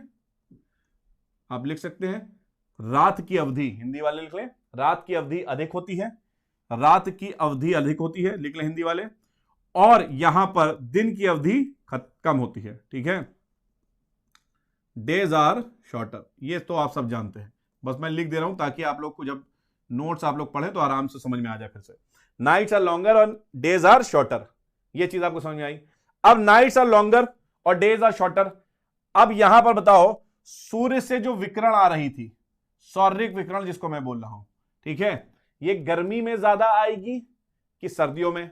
आंसर एकदम क्लियर, तुमको मालूम है क्या होगा, ये सर्दियों में कम आएगी और गर्मियों में ज्यादा। तो क्योंकि दिन की अवधि आपकी कम है, सूर्य का समय कम हो गया है, सूर्य का समय कम हो गया है, इसलिए जो सूर्य से आने वाली आपकी किरण है, विकिरण है, रेडिएशन है, वो भी कम हो जाएगी। तो ये क्या हो जाएगा, सौर्यिक विकिरण। सौर्यिक विकिरण अगर मैं देखूं, ठीक है, तो सोलर रेडिएशन जिसको इंग्लिश में हम बोलते हैं, सोलर रेडिएशन बेटा विल बी व्हाट, ये इस समय कम होगा, वुड बी लेस। और यहां से पृथ्वी से निकलने वाली पार्थिव विकिरण ज्यादा निकल जाएगी। पूछो क्यों ज्यादा निकल जाएगी, इसलिए ज्यादा निकल जाएगी क्योंकि आप जानते हैं कि रातें लंबी हैं, तो निकलने का समय क्या है, ज्यादा है। तो यहां पर जो पार्थिव विकिरण है, पार्थिव विकिरण वो समझिएगा, जो यहां पर टेरेस्ट्रियल, मैं शॉर्ट फॉर्म में लिख रहा हूं टेरेस्ट्रियल रेडिएशन, ये क्या होगी, अधिक होगी, ये ज्यादा होगी, इट वुड बी मोर। अगर सौर्यिक विकिरण कम है और पार्थिव विकिरण ज्यादा हो गई, तो आप कह सकते हैं कि ये जो आपका यहां पर, मैं इधर रब कर दे रहा हूं नीचे, ये आप क्या कहेंगे कि यहां पर जो सरफेस है इसकी, ये सारी गर्मी सरफेस की निकल गई। पार्थिव विकिरण का निकलने का अर्थ क्या है, जो टेरेस्ट्रियल रेडिएशन बाहर जा रही है, आउटगोइंग टेरेस्ट्रियल रेडिएशन का ज्यादा होने का मतलब क्या है, पार्थिव विकिरण का ज्यादा होने का मतलब क्या है कि पृथ्वी से पूरी गर्मी निकल जा रही है। तो यहां पर हीट लॉस हो जाएगा, ठीक है, यहां पर हीट लॉस होगा, ऊष्मा का ह्रास होगा, यहां पर याद रखिएगा, यहां पर ऊष्मा का ह्रास होगा। और ऊष्मा का जब ह्रास होगा तो इसकी वजह से जो सतह है, इसकी वजह से जो सतह है, सतह क्या हो जाएगी, सतह ठंडी हो जाएगी। क्या बोला मैंने बेटा, सतह जो है, जो सरफेस है आपकी, सरफेस कोल्ड हो जाएगी। तो ये सरफेस आपकी कैसी हो जाएगी, बहुत कोल्ड हो जाएगी यहां पर, ठीक है, सरफेस कैसी हो जाएगी, कोल्ड हो जाएगी। दूसरी एक चीज समझते रहो सब एक एक करके। दूसरी चीज, जो एयर होती है, हवा, हवा is a bad conductor of heat, ठीक है, जो एयर है, air is a bad conductor of heat. हवा के बारे में अगर हम बात करें तो याद रखिएगा, ये जो परिचालन होता है, ये अच्छी परिचालक नहीं होती है, ठीक है, ये अच्छी परिचालक नहीं होती है। इसका मतलब हीट को ये ट्रांसफर नहीं करती अच्छी तरीके से, मतलब हीट ट्रांसफर के मामले में अच्छा नहीं है। लोहा वोहा मेटल्स आप देखेंगे तो हीट बहुत अच्छी ट्रांसफर करती है। आप एक सिरा जलाएंगे लोहे का तो पीछे तक आप पकड़े होंगे अगर, तो आपको गर्म लगने लगेगा। इसका मतलब वो क्या है, लोहा, आयरन क्या है, मेटल क्या है, अच्छा हीट को ट्रांसफर करता है, गुड कंडक्टर ऑफ हीट है। लेकिन अगर यहां बात करोगे हवा का, तो हवा ऐसा नहीं है, ठीक है, हवा ज्यादा ट्रांसफर हीट को नहीं कर पाती है, चाहे वो ठंडी हो चाहे गर्मी हो। अब देखो क्या होता है यहां पर, अब क्या होता है इस क्षेत्र में, समझो क्योंकि पृथ्वी ठंडी हो गई तो पृथ्वी के पास की जितनी हवाएं हैं, पृथ्वी के पास की जितनी हवाएं हैं, ये सारी हवाएं बेटा कैसी हो जाएंगी, ये सारी हवाएं याद रखिएगा आप, ठीक, ये सारी हवाएं आपकी ठंडी हवा में तब्दील हो जाएंगी। हम कह सकते हैं कोल्ड एयर, ये कोल्ड एयर में तब्दील हो जाएंगी, ठीक है। लेकिन क्योंकि हवा बहुत अच्छी कंडक्टर नहीं है, बैड कंडक्टर है, इसलिए ये ठंडी हवा को और ऊपर तक पहुंचाएगी नहीं पृथ्वी के समीप, क्योंकि पृथ्वी ठंडी हो गई तो इसके आसपास की जो हवा है वो ठंडी हो गई, राइट, इसके आसपास की हवा कैसी हो गई, ठंडी हो गई। अब ये हीट ऊपर नहीं पहुंचा पा रही है, जो हीट ट्रांसफर है ये ऊपर नहीं पहुंचा पा रही है। इसके कारण क्या होगा, हीट क्योंकि ये ट्रांसफर नहीं कर पा रही है, हीट जब ये ट्रांसफर नहीं कर पाएगी तो इसके ऊपर तो जो स्थित हवा होंगी वो कैसी हवा होंगी, वो तो पहले से मौजूद जो गर्म हवा है वैसी ही रहेंगी। यहां पर कैसी हवा होंगी, ये वार्म एयर या गर्म हवा जिसको बोल सकते हैं हम। तो नीचे ये ठंडी क्यों हो गई हवाएं, क्योंकि यहां पर हीट लॉस हुआ, सतह ठंडी हुई, इसलिए आसपास की हवा कैसी हो गई आपकी, गर्म थी लेकिन ठंडी हो गई। ऊपर वाली हवा जो है वो उसके मुकाबले, इस वाली हवा के मुकाबले क्या होंगी, इस हवा के मुकाबले गर्म होंगी। ऐसा केवल सर्दियों में होता है, ठीक है, और वो भी उपोष्ण और आपके शीतोष्ण कटिबंधीय, सब ट्रॉपिकल और टेम्परेट रीजन में। तो अब हुआ क्या, देखो वही कंडीशन हो गई ना कि कोल्ड एयर नीचे है और वार्म एयर इसके ऊपर है, यही कंडीशन हुई कि नहीं हुई बताओ, ठीक है। तो ये जो कंडीशन है बेटा, ये जो कंडीशन है, इस कंडीशन को हम बोलते हैं, याद रखिएगा, इस कंडीशन को, जब कोल्ड एयर वार्म एयर के नीचे हो, जो कि टेम्परेचर पलट गया, इस कंडीशन को हम बोलते हैं, याद रखना, इन्वर्जन ऑफ टेम्परेचर अंग्रेजी में, ठीक है, और हिंदी में बोलते हैं तापीय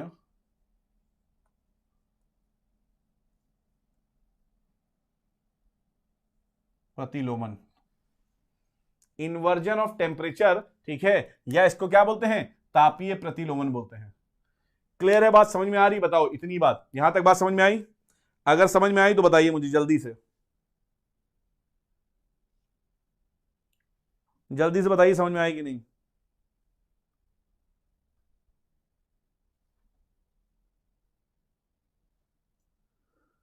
आशु पांडे आज जल्दी नहीं है, रात में मेरी क्लास अलग चल रही है, वो कंटिन्यूसली चल रही है, ठीक है, और ये क्लास पीसीएस के लिए, प्रीलिम्स के लिए एकदम है, एनवायरमेंट एंड इकोलॉजी पढ़ाना स्टार्ट कर रहा हूं। ये बात सबके समझ में आ गई?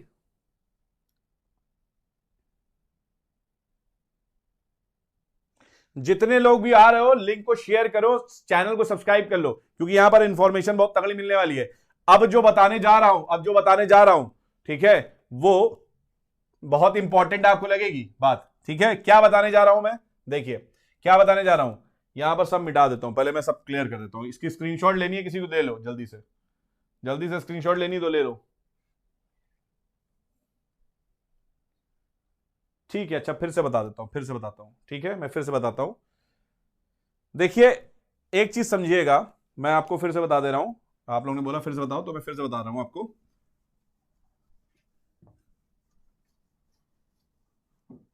यहां पर एक कंडीशन समझिए, इतनी बात समझ में आई कि नहीं पहले बताइए मुझे, कि रातें ठंडी होती हैं अपनी, ठीक है, और आप लोग अगर मैदान में ठंडी में निकलते हैं, लखनऊ या उत्तर भारत में रहते हैं, तो आपको आपकी सड़क या घास बहुत ठंडी महसूस होती है। इतनी बात समझ में आई है अगर, तो बताइए। अगर ये बात समझ में आ गई कि हमारी जो सतह होती है पृथ्वी की, ठीक है, वो बहुत ठंडी हो जाती है, अगर ये समझ में आ गई आपके बात कि जो पृथ्वी की सतह है बहुत ठंडी है, तो दूसरी चीज आपको यहां पर एक और कंडीशन समझनी पड़ेगी। कंडीशन यह है कि जो एयर होती है, हवा, ठीक है, वो अच्छी परिचालक नहीं होती है, बैड कंडक्टर ऑफ हीट होती है। बैड कंडक्टर का मतलब समझते हो, बैड कंडक्टर का मतलब ये होता है कि हीट को ट्रांसफर अच्छी तरीके से नहीं करती है। तो होता क्या है, होता यह है कि जो यहां पर सतह आपको दिख रही है बेटा, ये जो सतह आपको दिख रही है, ये सतह ठंडी हो जाती है। क्यों ठंडी हो जाती, ये सतह ठंडी है, क्यों ठंडी है आपने समझ लिया अभी। इसके ऊपर मौजूद जो हवा है, इसके ऊपर जो मौजूद हवा है, ये हवा भी आपकी ठंडी हो जाती है, क्योंकि भाई ये कोई चीज ठंडी है, ठंडी चीज से अगर कोई टच हो रही होगी, चीजें हवा जैसे टच हो रही होगी ठंडी सतह से, तो वो भी ठंडी होगी, ठीक है। और ये ठंडी हवा थोड़ा सा और हीट ट्रांसफर करेगी, थोड़ा सा और हीट ट्रांसफर करेगी, लेकिन बहुत अच्छी तरीके से हीट को ट्रांसफर नहीं कर पाएगी, कोल्ड एयर है, ठीक है।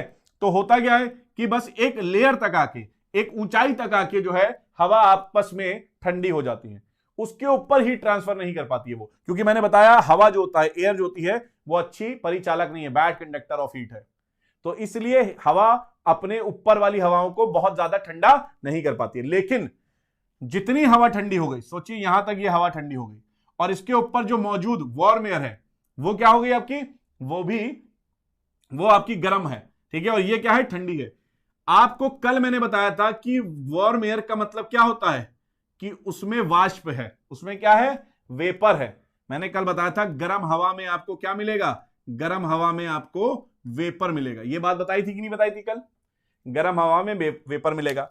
अब देखो होता क्या है बेटा, बहुत ध्यान समझो कि यहां पर जो ये गर्म हवा मौजूद है, ठीक है, यहां पर गर्म हवा मौजूद है और यहां पर आपकी ठंडी हवा मौजूद है, यहां पे ठंडी हवा मौजूद है, ये राइट। ये जो आपस में जब आपस में टकराएंगी, यहां पे ठंडी हवा है नीचे और ऊपर गर्म हवा है, जब ये आपस में टकराएंगी तो गर्म हवा ठंडी होगी कि नहीं होगी, बिल्कुल होगी। गर्म हवा क्या होगी, ठंडी होगी। और गर्म हवा के अंदर क्या है, जल वाष्प है, वाटर वेपर है। और जब ये गैस वाटर वेपर, जब वाटर वेपर ठंडा होगा तो किस में तब्दील हो जाएगा, जल बूंद में तब्दील हो जाएगा।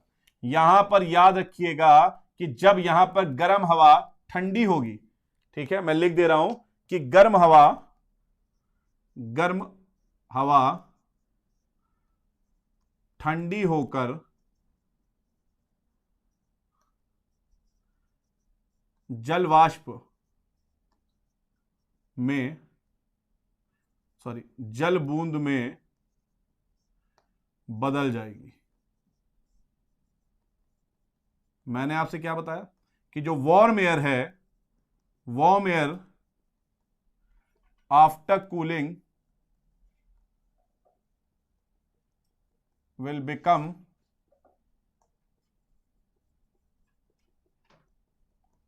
water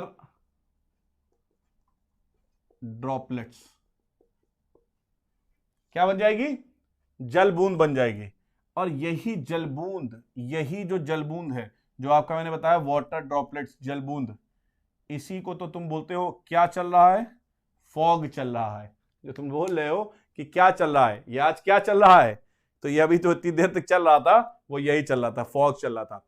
इन्वर्जन ऑफ टेम्परेचर का रिजल्ट है फॉग, कोहरा जिसको हम बोलते हैं। तो आप देखते होंगे ठंडियों में होता क्या है, अब इसको आप देखो, ठंडी से रिलेट करने की कोशिश करो। नॉर्थ इंडिया में कोहरा और वजह से भी, और कारणों से भी आता है, और टेम्परेचर इन्वर्जन और कारणों की वजह से भी होता है। मतलब कि ऐसा और कारणों की वजह से भी होता है कि कोल्ड एयर और वार्म एयर, है ना, कोल्ड एयर नीचे हो, वार्म एयर ऊपर हो। लेकिन एक कंडीशन ये भी होती है जो मैंने आपको बताई, जहां पे हवा नहीं चल रही होती है। सोचो यहां पर हवा चल रही होती है अगर, तो ये पूरा मिक्स ना हो जाता, कोल्ड एयर यहां पर बन पा रही होती, नहीं, कोल्ड एयर ऊपर चले जाती, वार्म एयर नीचे आ जाती, ये मिक्सचर हो जाता, तो यहां पर कभी भी आपका ठंडी फॉग ना पड़ती, ठीक है। तो इन्वर्जन हवा चलने पे नहीं हो पा रहा था यहां पे जो तापीय प्रतिलोमन है, तापीय प्रतिलोमन हवा जब नहीं चली तब हुआ।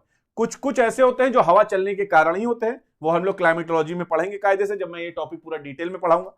अभी तो मैं आपको ये बताना चाह रहा था कि जो क्षोभ मंडल है, क्षोभ मंडल में तापीय प्रतिलोमन जैसी घटना भी होती है, ठीक है, जिसके कारण आप जानते हैं क्या बन रहा है, फॉग बन रहा है।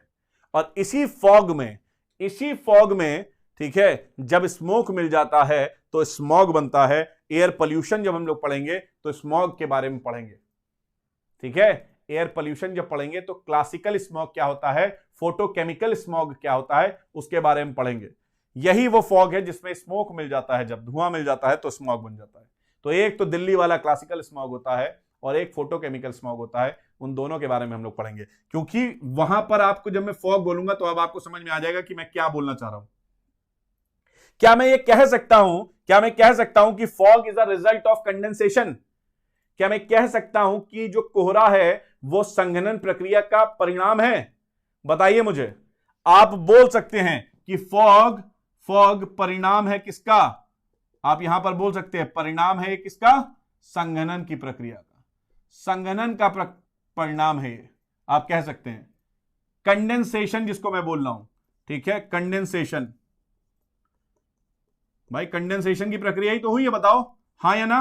बिल्कुल हुई है कंडेंसेशन की प्रक्रिया, ठीक है। क्या हुआ यहां पर? गर्म वाष्प जो है वो ठंडा होके जल बूंद में तब्दील हो जा रहा है। यही तो है कंडेंसेशन की प्रक्रिया। तो बादल और कोहरा दोनों याद रखना, क्लाउड और फॉग्स लिख लेना चाहे नोट बना के। जो क्लाउड और फॉग है वो कंडेंसेशन की प्रक्रिया के कारण बनते हैं। बस फर्क दोनों में कितना है, फर्क यह है कि जो क्लाउड होता है उसकी हाइट काफी ऊपर होती है और फॉग की हाइट काफी नीचे होती है। फॉग क्योंकि आप जानते हैं नीचे क्यों होगी, क्योंकि कोल्ड एयर जो एयर है, ठीक है, फॉग की हाइट नीचे क्यों होगी, इसके पीछे भी लॉजिक है। Cold air is a bad conductor, तो ऊंचाई तक नहीं पहुंच पाता है, इसलिए जलबूंद ऊपर ना बनके जहां तक ये ठंडा हुआ, ठीक है, और जहां ये गर्म हवा से मिला, इस बेल्ट पे क्या बन जाएगा, इस बेल्ट पे क्या होगा, फॉग बन जाएगा। ठीक है, और आप देखते हैं ये फॉग आपको बेसिकली कब मिलता है, रातों में मिलता है आपको। ठीक है, 4 बजे के आसपास क्या होता है, पूरी पार्थिव विकिरण निकल जाती है ना, पूरा आपका टेरेस्ट्रियल रेडिएशन जो है निकल गई, पृथ्वी एकदम ठंडी हो जाती है 3 बजे के आसपास, अगर आप देखेंगे सर्दियों में तो। ठीक है, और जब पृथ्वी ठंडी हो जाती है तो यहां पर मौजूद जो एयर है वो भी ठंडी हो जाती है, और जब ये ठंडी हो जाती है तो वार्म एयर के साथ जब कांटेक्ट में आती है ये, तो क्या निर्माण होने लगता है, फॉग का, धुंध का निर्माण होने लगता है। मतलब जितनी ज्यादा ये पृथ्वी आपकी ठंडी होगी उतना भयंकर आपका कोहरा लगेगा, बशर्ते वहां पर विंड, पवन नहीं चल रही हो। समझ में आ रही है आपकी बात। और सर्दियों में ही ये प्रोसेस हो रहा है, इसको हम बोलते हैं फॉग का प्रोसेस। क्लियर है। होता क्या है, सुबह के टाइम पे, सुबह निकलना चालू होती है धूप, आप जानते हैं सौरिक विकिरण यहां से निकलना चालू होती है। पहले सौरिक विकिरण इस लेयर को गर्म करती है, फिर नीचे वाली लेयर को, फिर इसके बाद वाली लेयर को, और जैसे ही नीचे पहुंचती है तो वो क्या करने लगती है, सभी लेयर को गर्म करने लगती है। तो जो कोल्ड एयर होती है, कोल्ड एयर, वो धीरे धीरे क्या होने लगती है, गर्म हो जाती है, और सुबह आते आते आपका फॉग जो है वो 10 बजे 11 बजे तक खत्म हो जाता है और आपकी फिर से धूप निकल आती है। ठीक है, दूसरी चीज याद रखिएगा कि यहां पर जब फॉग तभी बनेगा, एक और कंडीशन है फॉग, हम लोग क्लाइमेटोलॉजी में पढ़ेंगे, जब आपका आसमान साफ होगा। ठीक है, ये बहुत इंपॉर्टेंट पॉइंट है। ठीक, फॉग आपका तभी बनता है जब आपका आसमान साफ होता है, क्लियर स्काई, मतलब कि नो क्लाउड्स। इसका कहने का मतलब है यहां बादल नहीं होंगे, नो क्लाउड्स, बादल नहीं होंगे। ऐसा क्यों, क्योंकि बादल जो होते हैं, बादल वो पार्थिव विकिरण को निकलने नहीं देते हैं।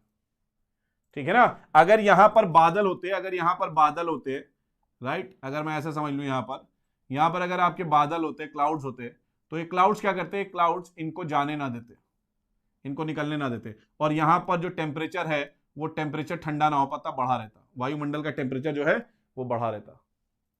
ठीक है, तो ये चीज थी आपकी टेम्परेचर इन्वर्जन की। ये हो कहां रहा है बेटा, ट्रोपोस्फेयर में हो रहा है। मैंने बताया ना, ट्रोपोस्फेयर पढ़ने के लिए बहुत इंपॉर्टेंट है, हमको समझना पड़ेगा कायदे से। इतनी बात सबके समझ में आ गई है, बताइए मुझे। विकास चौधरी, पीडीएफ, सर पीडीएफ आप बताइए, पीडीएफ के लिए समय होना चाहिए, राइट। ये कोई वनडे एग्जाम्स वाला चीज नहीं बता रहा हूं मैं आपको, कोई वन लाइनर फैक्ट्स नहीं बता रहा हूं कि मैं आपको पीडीएफ बताऊं। इसके लिए समझो यार, थोड़ा तो आप लोग थोड़ी मेहनत तो करो। ठीक है, पका पकाया माल कब तक आप लोग खाओगे। ठीक है, थोड़ी मेहनत प्लीज करिए आप लोग। ये सारी चीजें अपने नोट्स में, अपने हैंड रिटन नोट्स में लिखिए आप, वो ज्यादा जरूरी है। पीडीएफ के भरोसे ना रहिए। ठीक है, मैं आपको बहुत क्लियरली बता रहा हूं, पीडीएफ प्रोवाइड जो है इतनी आसानी से नहीं कर पाएंगे हम लोग।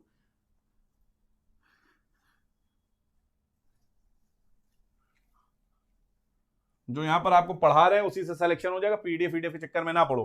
ठीक है, शॉर्टकट छोड़ दो तभी सिलेक्शन होगा यार। ठीक, शॉर्टकट पे ना रहो प्लीज। तो अब ये हम लोग की बात होगी किसकी, ये हम लोग ने बात करी क्षोभ मंडल की। ठीक है, ये हम लोग ने बात कर ली किसकी, ये हम लोग ने बात करी है ट्रोपोस्फेयर की। ट्रोपोस्फेयर में आप बताइए मुझे, यहां पर ट्रोपोस्फेयर में यहां पर इतना टर्ब्यूलेंस है, क्या यहां पर कोई फ्लाइट्स, इंटरनेशनल फ्लाइट्स उड़ेंगी, नहीं उड़ेंगी। तो याद रखिएगा कि क्षोभ मंडल में, ट्रोपोस्फेयर में जो लंबी दूरी का सफर तय करती हैं या जो जेट प्लेन्स होते हैं वो यहां पर इस क्षोभ मंडल में नहीं होते। यहां तक बात सबके समझ में आ गई, क्लियर है इतनी बात। ठीक है, चलिए आगे बढ़ते हैं।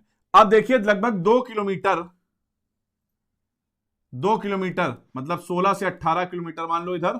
ठीक है, और यहां से मान लो 8 से 9 किलोमीटर, 7 से 9 या 6 से 8 मान लो। यहां पर एक और लेयर होती है, परत होती है, जिसको बोलते हैं ट्रोपोपॉज। ठीक है, यहां पर एक और लेयर है जिसको बोलते हैं ट्रोपोपॉज। ठीक है, यहां पर कौन सी लेयर बताई मैंने, ट्रोपोपॉज बताई। देखिए प्ले और पॉज, पिक्चर को प्ले करते हो पॉज करते हो, यूट्यूब में एक प्ले का साइन आता है एक पॉज का साइन आता है। इसका मतलब चीजें क्या होती है, पॉज करने पे रुक जाती हैं। आपको अगर मुझे पॉज करना है तो आप यहां पर पॉज करके आप काम करके आ सकते हो, फिर प्ले करके देख सकते हो, थोड़ा लेट हो जाओगे। पॉज में चीजें जो चल रही हैं वो रुक जाती हैं। इसका मतलब जो मिक्सिंग हो रही थी, ट्रोपोपॉज का मतलब क्या है, ट्रोपोपॉज का अर्थ अगर आप समझें तो ट्रोपोज का अर्थ क्या था, आपने देखा कि अगर मैं बात करूं, ठीक है, ट्रोपोस की, तो अभी मैंने आप लोगों को बताया था ग्रीक शब्द है ट्रोपोस, और ग्रीक शब्द का अर्थ क्या होता है ट्रोपोस का, आपको मालूम था मिक्सिंग, ठीक है। और पॉज का अर्थ क्या होता है, पॉज का अर्थ होता है रुकना, ठीक है ना, स्टॉप हो जाना। तो ट्रोपोपॉज में मिक्सिंग, ट्रोपोपॉज के ऊपर मिक्सिंग एंड टर्ब्यूलेंस, ठीक है, मिश्रण एवं विक्षोभ जो है क्या होगा, स्टॉप हो जाएगा, समाप्त हो जाएगा।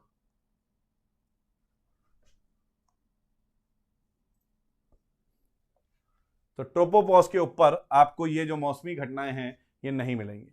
और फिर आपका आता है दूसरी परत, दूसरी परत आती है आपकी, ठीक है, ये पॉइंट लिख लो, ये इंपॉर्टेंट पॉइंट है, लिख लो। फिर आपकी दूसरी परत आती है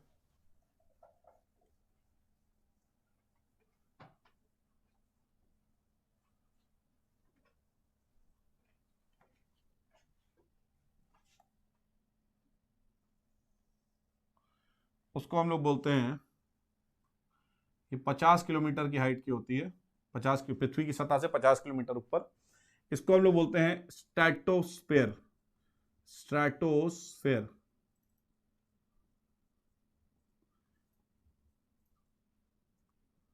या इसको बोलते हैं समताप मंडल, स्ट्रेटोस्फेयर या समताप मंडल, ठीक है। देखिए स्ट्रेटोस्फेयर का अर्थ तो स्ट्रेटा मतलब परत पे होता है, स्ट्रेटा का मतलब होता है परत, लेकिन समताप का मतलब होता है आइसोथर्मल, मतलब कि एक जैसा तापमान होने वाला। अब जो पुराने जो हमारे जो जियोग्राफर्स थे उन्होंने सोचा कि यहां पर तापमान जो है एक जैसा होता है। क्यों ऐसा उन्होंने सोचा, उन्होंने ऐसा इसलिए सोचा क्योंकि यहां पे जो टेम्परेचर था वो कितना था, 0 डिग्री सेंटीग्रेड, इनको कितना मिला, 0 डिग्री। और वहीं अगर आप बात करेंगे, आप देखेंगे इधर इक्वेटर पे, तो इक्वेटर पे कितना हम लोग ने देखा होता है, -80 डिग्री सेंटीग्रेड। तो वो लोग -80 डिग्री सेंटीग्रेड को नहीं समझ पाए, उन्होंने सोचा यहां पर तापमान एक जैसा है, मतलब कोई बदलाव नहीं होता है, 0 डिग्री सेंटीग्रेड रहता है, तो उन्होंने समताप रख दिया। लेकिन वास्तव में अगर आप देखेंगे, वास्तव में आप देखेंगे तो यहां पर समताप मंडल में, मैं लिख दे रहा हूं समताप मंडल, ठीक है, स्ट्रेटोस्फेयर। मैं बाइलिंगुअल जितना हो सकता है उतना करने की कोशिश करता हूं दोस्तों आप लोग के लिए, ठीक है। समताप मंडल में अगर हम लोग देखेंगे तो समताप मंडल में with increasing height, with increasing height the temperature of the atmosphere is also increasing. क्या मैंने बोला आपसे यहां पर, मैंने बोला कि ऊंचाई के साथ, ऊंचाई के साथ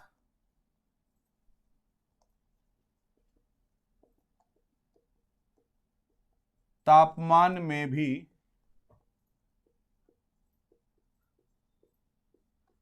वृद्धि होती है,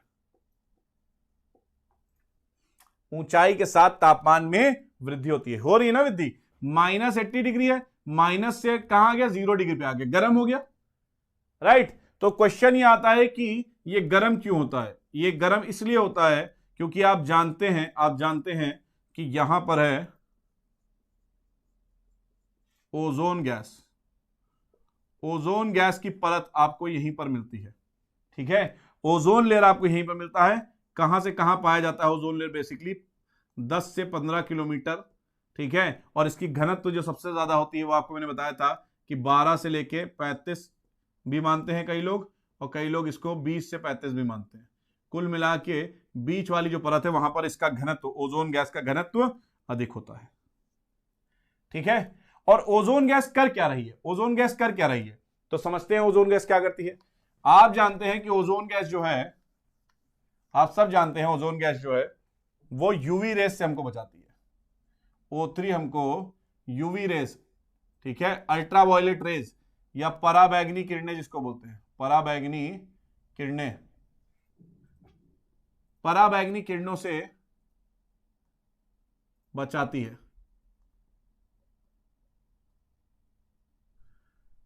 ठीक है, अब ये बताओ ये पराबैंगनी किरणें कैसी होती है, ठंडी या गर्म?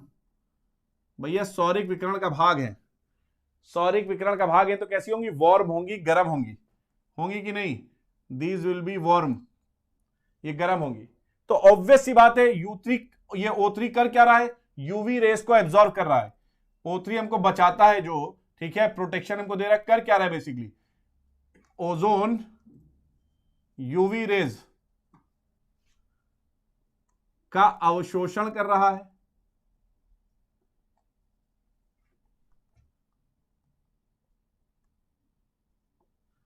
क्या कर रहा है यूवी रेस, यूवी रेस जो है वो, सॉरी ओजोन गैस क्या कर रही है, ओजोन गैस हमारी यूवी रेस को एब्जॉर्ब कर ले रही है। ठीक है, जब यूवी रेस को एब्जॉर्ब कर ले रही है तो यूवी रेस गर्म है, तो ऑब्वियस सी बात है ओजोन की जो परत है वो भी गर्म हो जाएगी, होगी कि नहीं होगी?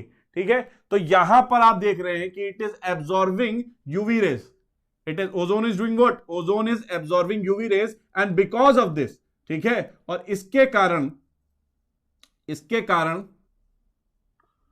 ओजोन परत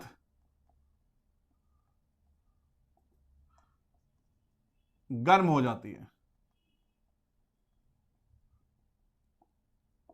ओजोन परत क्या हो जाती है, गर्म हो जाती है। इसका मतलब यह है, इसका मतलब सिंपल सा ये है बेटा कि ओजोन लेयर हमको यूवी रेस से बचा रही है। ठीक है, ओजोन लेयर हमको यूवी रेस से बचा रही है और खुद अपने आप में क्या कर रही है, अपने आप में पूरी गर्मी ले रही है। और यही कारण है कि यहां पर -80 डिग्री सेंटीग्रेड आपको दिख रहा था, लेकिन जब आप यहां पर आएंगे 50 किलोमीटर पे, तो 50 किलोमीटर पे देखेंगे कि स्ट्रेटोस्फेयर, समताप मंडल में जो है वो मामला क्या हो गया है, गर्म हो गया है। क्यों? क्योंकि यहां पर आपको मिलती है ओजोन परत। तो समताप मंडल में आपको क्या मिल रहा है, ओजोन परत आपको मिलती है यहां पर। क्लियर है? इतनी बात समझ में आ रही? बताओ यस करके मुझे लिख के बताओ जितनी बात अगर आप लोगों को समझ में आ रही है इतनी, तो इतनी बात सबके समझ में आ रही है? ठीक है, अब कोई लिख रहा है टीजरैंड दी बार्ट। देखिए टीजरैंड दी बार्ट जो है उसने स्ट्रेटोस्फेयर भी और ट्रोपोस्फेयर दोनों को उसी ने नामांकन करा है। स्ट्रेटोस्फेयर का भी टीजरैंड बार्ट ने करा है और ट्रोपोस्फेयर का भी उसी ने करा है। ठीक है, जो आप बता रहे हैं, राइट। अब आइए एक और चीज आपको बताता हूं, यहां पर एक चीज और अच्छी लग रही है कि आप लोग एटलीस्ट सब लोग जो है यहां पर पढ़ रहे हैं कायदे से चीजों को। अब यहां पर मौसमी घटनाएं होंगी, वेदर फिनोमेना होगा? नो वेदर फिनोमेना, यहां पर कोई भी मौसमी घटनाएं नहीं होंगी, यहां पर नो वेदर फिनोमेना, या हिंदी में अगर मैं कहूं, ठीक है, तो मौसमी घटनाओं का अभाव, मौसमी घटनाओं का यहां पर क्या होगा, अभाव होगा। और क्योंकि मौसमी घटनाएं नहीं हो रही हैं, इसलिए ये याद रखिएगा, अंतरराष्ट्रीय इंटरनेशनल फ्लाइट्स, अंतरराष्ट्रीय इंटरनेशनल फ्लाइट्स या जेट जो होती हैं, ठीक है, इनके लिए उपयुक्त है। इंटरनेशनल फ्लाइट्स एवं जेट के लिए यह परत उपयुक्त है। ठीक है, it is suitable for international flight and jets. ठीक है, तो याद रखिएगा जो इंटरनेशनल फ्लाइट होती हैं बेसिकली वो ट्रोपोस्फेयर में नहीं उड़ के स्ट्रेटोस्फेयर में उड़ती हैं। कहां उड़ती हैं? स्ट्रेटोस्फेयर में उड़ती हैं। मैंने यहां पर लिखा मौसमी घटनाएं नहीं होती, मैंने यहां पर क्या कहा, यहां पर मौसमी घटनाएं नहीं होती मैंने कहा। इसका मतलब क्या है, यहां पर बादलों का निर्माण होता है कि नहीं होता है? बताइए, सोच के बताइए, यहां बादलों का निर्माण होता है कि नहीं होता? आंसर करिए जल्दी से, मुझे बताइए। अंकित कुमार, क्या आपको बताऊं मैं फिर से, क्या रिपीट करूं? बताइए बेटा, क्या पढ़ा दूं आपको फिर से, क्या नहीं समझ में आई चीज?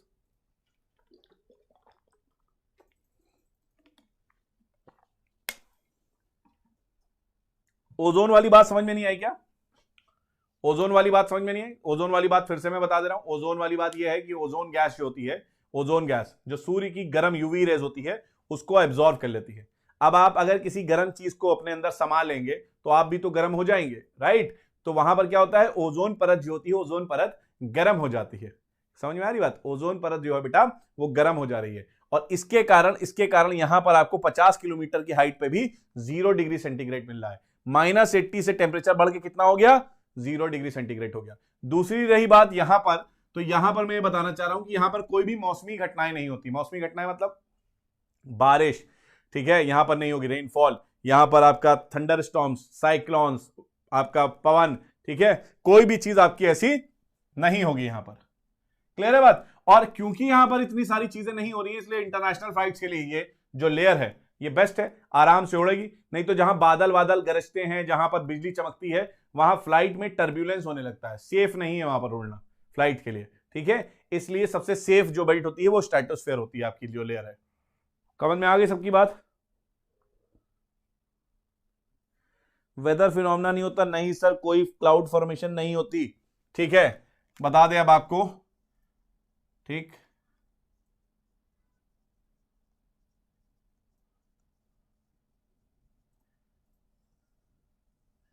यहां पर एक बादल है सिरस, सिरस मेघ, सिरस क्लाउड्स जो होते हैं, सिरस क्लाउड्स, सिरस क्लाउड्स का यहां पर फॉर्मेशन होता है। कभी कभार आप लोगों ने देखा होगा कि अगर शाम के टाइम पे आप देखिए, खासकर गर्मियों में, तो आसमान आपको जब बहुत ऑरेंजिश पिंक नजर आता है, तो आप आसमान में उठ के देखते हैं तो आसमान में आपको रेशम की तरह बहुत ऊंचाई में पतले पतले थिन बादल आपको नजर आते हैं, बहुत ऊंचाई पे, जिनको देख के लगता है कि इनसे कभी जिंदगी में बारिश नहीं होगी। देखा है? वो यही है। वो क्या है? सिरस क्लाउड्स है। याद रखिएगा, ये क्या मैंने बताया आपको? सिरस क्लाउड्स है। सिरस क्लाउड से नॉर्मली बारिश नहीं होती है। सिरस क्लाउड से नॉर्मली, सिरस क्लाउड अगर अकेला है तो उसमें बारिश नहीं होगी। हाँ, कभी कदार होता क्या है कि संवहनी धारा के वजह से, कन्वेक्शन, ट्रोपोस्फेयर में क्या चलता है? कन्वेक्शन चलता है, ठीक है। ट्रोपोस्फेयर में आप जानिए, ये चीज आप जान के रखिएगा कि ट्रोपोस्फेयर को संवहनी, ठीक है, परत भी कहते हैं हम लोग, इसको कन्वेक्टिव लेयर भी कहते हैं। मतलब यहां पर हवा क्या होती है? ऊपर की तरफ उठती है। कभी कभार बादलों का जब निर्माण होता है तो बादल को धक्का ज्यादा लगता है, ठीक है, नीचे से, और बादल काफी ऊंचाई पे पहुंच जाते हैं। खासकर जैसे क्यूमुलोनिम्बस क्लाउड जो होते हैं, ठीक है, हम लोग क्लाउड्स में पढ़ेंगे, क्यूमुलोनिम्बस क्लाउड्स होते हैं, वो जब ऊपर पहुंच जाते हैं तो कभी कदार इनके साथ मिल जाते हैं, ठीक है, और जब इनके पास पहुंच जाते हैं, इनके साथ मिल जाते हैं, तो वर्षा हो जाती है। अकेले वर्षा नहीं करते। जब क्यूमुलोनिम्बस, जो कि वर्षा के लिए रिस्पॉन्सिबल बादल होते हैं, उनके साथ जब ये मिल जाती है तो वर्षा होती है। और जब वर्षा होती है, ठीक है, तो वो मोती के लिए बहुत अच्छा है। पर्ल जिसको बोलते हैं, पर्ल या मोती जिसको बोलते हैं, उसके लिए बहुत अच्छा होता है। इसीलिए इनको मदर, अच्छा क्या होता है, सीप खोल के बैठा होता है मुंह, जब बूंद गिरती है सिरस क्लाउड से, क्यूमुलोनिम्बस की वजह से सिरस क्लाउड से बूंद गिरती है, तो याद रखिएगा कि वहां पर मोती बनता है। इसीलिए इसको बोलते हैं मदर ऑफ पर्ल क्लाउड। इसको क्या संज्ञा दी हुई है? Mother of pearl. पर्ल मतलब होता है मोती, मदर ऑफ पर्ल क्लाउड, ठीक है। इसका दूसरा एक नाम भी होता है, इसका एक दूसरा नाम भी है, अन्य नाम भी है इसका, जो सिरस क्लाउड्स हैं, सिरस बादल, इनका अन्य नाम भी है, इसको बोलते हैं नेक्रेशियस, नेक्रेशियस क्लाउड्स, ठीक है, नेक्रेशियस मेघ। तो सिरस क्लाउड से बारिश नहीं होती है, लेकिन हाँ कभी कदार जब क्यूमुलोनिम्बस अगर पहुंच जाए वहां पर, बहुत rare of the rare case में, तो सच्चा मोती का निर्माण हो जाता है, ठीक है। सच्चा, आप तो आर्टिफिशियल मोती की आपकी जानते हैं, आप आर्टिफिशियल मोती बनाए जाते हैं, सच्चा मोती का तब निर्माण होता है। तो ये इंफॉर्मेशन आपके लिए संताप मंडल में थी, ठीक है। इससे ज्यादा बाहर क्वेश्चन आता नहीं, पूछता नहीं है। और ओजोन के बारे में तो मैंने आपको बताया कि डिटेल में लोग कल बात करने वाले हैं ओजोन के बारे में, कि ओजोन में क्या क्या होता है, क्लाइमेट के बारे में डिटेल में बात करने वाले हैं। अब आइए, अब बात करते हैं हम लोग दूसरी लेयर की। इसके ऊपर एक लेयर होती है जिसको बोलते हैं स्ट्रेटोपोज। ये भी जो है 2 किलोमीटर की लेयर होती है, लगभग 52 किलोमीटर तक फैली होती है स्ट्रेटोपॉज, और स्ट्रेटोपॉज के ऊपर 80 किलोमीटर तक एक और लेयर होती है जिसको बोलते हैं मध्यमंडल, मध्यमंडल या मीजोस्फेयर, मध्यमंडल या मीजोस्फेयर। मध्यमंडल में कुछ जानने लायक बहुत बात नहीं है, कुछ बहुत ज्यादा जानने लायक बात नहीं है। यहां पर भी एक प्रकार का आपको बादल मिलता है, इससे तो कभी वर्षा नहीं होती है, उसको बोलते हैं मध्यमंडल में। लिख लीजिएगा कुछ चीजें मध्यमंडल के बारे में।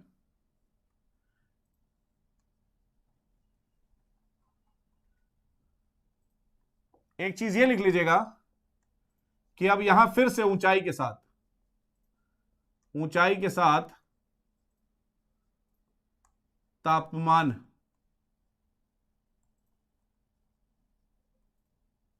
तापमान में कमी आती है, ठीक है। With increasing height, with increasing height the temperature decreases, ठीक है। यहां पर आपको एक चीज समझनी है, ये क्या समझनी है कि ऊपर जाने पे यहां पर याद रखिएगा -100 डिग्री सेंटीग्रेड से लेके -125 डिग्री सेंटीग्रेड तक पहुंच जाता है तापमान 80 किलोमीटर की हाइट पे। तो यहां पर फिर से एक बार, यहां पर आपने देखा कि ऊंचाई के साथ यहां पर क्या हुआ, टेम्परेचर कम हुआ, यहां पर आपने देखा टेम्परेचर बढ़ा, और फिर यहां पर आपने देखा टेम्परेचर क्या हुआ, कम हुआ, ठीक है। अब यहां पर टेम्परेचर कम हो रहा है। दूसरी चीज यहां पर आप याद रखिएगा कि गैसों का घनत्व बहुत कम है, मतलब नेग्लिजिबल गैस यहां मिलेगी, ठीक है। मतलब नगण्य, नगण्य रूप में गैस की उपस्थिति, ठीक है। गैस यहां पर आपको जो मौजूद मिलेगी बहुत कम, रेयरिफाइड मिलेगी, बहुत कम मिलेगी। प्लस यहां गैस जो है ये सिंगल एटम के रूप में मिलेगी आपको, एकल अणु के रूप में मिलेगी, सिंगल एटम के रूप में मिलेगी। मतलब यहां पर आपको ऑक्सीजन कम, ओ ज्यादा मिलेगा, ठीक है ना। O2 की जगह आपको क्या मिलेगा, O मिलेगा, सिंगल एटम मिलेगा। नाइट्रोजन में आपको N मिलेगा, हाइड्रोजन का तो आप जानते ही हैं, ठीक है। बाकी यहां पर जितनी भी गैसेस हैं वो बहुत रेयर फॉर्म में मिलेंगी आपको। दूसरी चीज आपको क्या एक और याद रखनी है कि यहां पर एक और बादल है जिसको बोलते हैं नॉक्टिल्यूसेंट क्लाउड। क्या बोलते हैं बेटा इसको, नॉक्टिल्यूसेंट क्लाउड।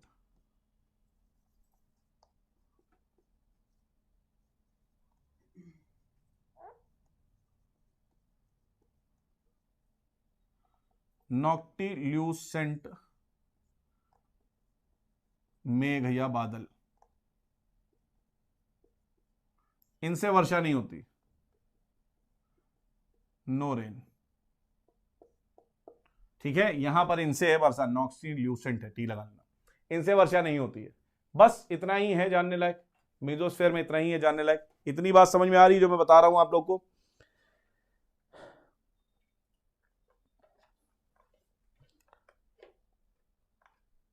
कुसुमलता सही बोलनी है, 8000 से 1200 मीटर की हाइट पे होते हैं, 12 किलोमीटर के ऊपर भी होते हैं कुसुमलता, ठीक है, ऊपर भी होते हैं।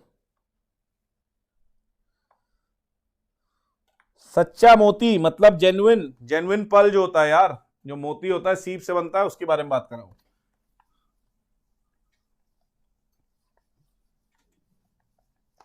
समझ में सबके बात आ गई है, बताइए मुझे।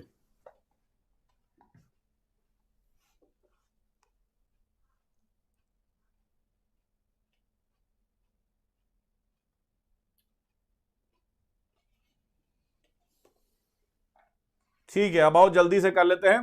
इसके ऊपर वाली जो परत है, इसके ऊपर वाली परत, ठीक है, जो मीजोस्फीयर के ऊपर वाली परत है, उससे ऊपर एक होता है क्या, मीजोपॉज।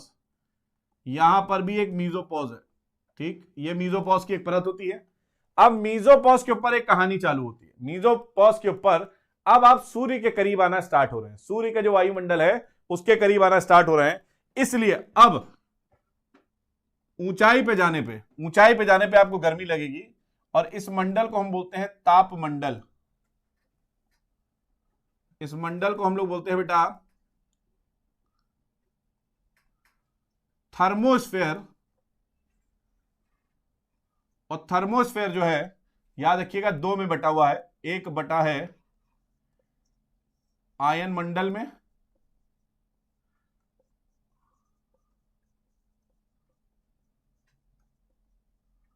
आयनोस्फेयर में, ठीक है, और दूसरा जो बटा हुआ है वो है वायुमंडल में, एक्सोस्फेयर में, ठीक है। अगर हम लोग बात करें आयन मंडल की, आयन मंडल की अगर बारे में बात करें तो आयन मंडल 80 किलोमीटर से 640 किलोमीटर के बीच में है। आयन मंडल 80 किलोमीटर से लेकर 640 किलोमीटर में है। दूसरा याद रखिएगा पूरे तापमंडल में ऊंचाई के साथ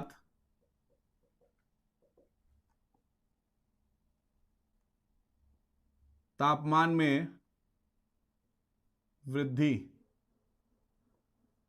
होती है, ठीक है। अब आ जाओ यहां पर आयनोस्फेयर में। आयनोस्फेयर में बता दूं मैं आपको D E F G layer होती हैं, 4 लेयर होती हैं आयनोस्फेयर में। कितनी लेयर होती हैं? 4 लेयर होती हैं। इसके डिटेल में इतना जाना नहीं कि कौन सी लेयर होती है, बस आपको नाम बता रहा हूं कि इसकी जो ई लेयर होती है, इनमें आपको हाइट बता दे रहा हूं मैं सबकी। चलिए अच्छा बता ही देता हूं आपको जल्दी जल्दी।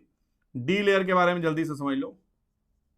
डी लेयर 80 से लेके 99 किलोमीटर की ऊंचाई पे होती है, ठीक है। और डी लेयर लो फ्रीक्वेंसी, निम्न आवृत्ति वाली रेडियो तरंग, रेडियो वेव्स को प्रत्यावर्तित करती हैं, मतलब रिफ्लेक्ट्स। तो लो रेडियो फ्रीक्वेंसी को क्या करती है? डी लेयर आपकी रिफ्लेक्ट करती है। याद रखिएगा जो आयनोस्फेयर है, आयनोस्फेयर में आपको रेडियो वेव्स, रेडियो तरंगों के लिए यह सबसे बढ़िया मानी जाती है आयनोस्फेयर, ठीक है ना। आयनोस्फेयर आप मानिएगा कि रेडियो तरंगों के लिए बेस्ट मानी जाती है आपकी, ठीक है। इसमें कई लेयर होती है। फिर आपकी एक लेयर होती है ई लेयर। ई लेयर इसको जो है हम लोग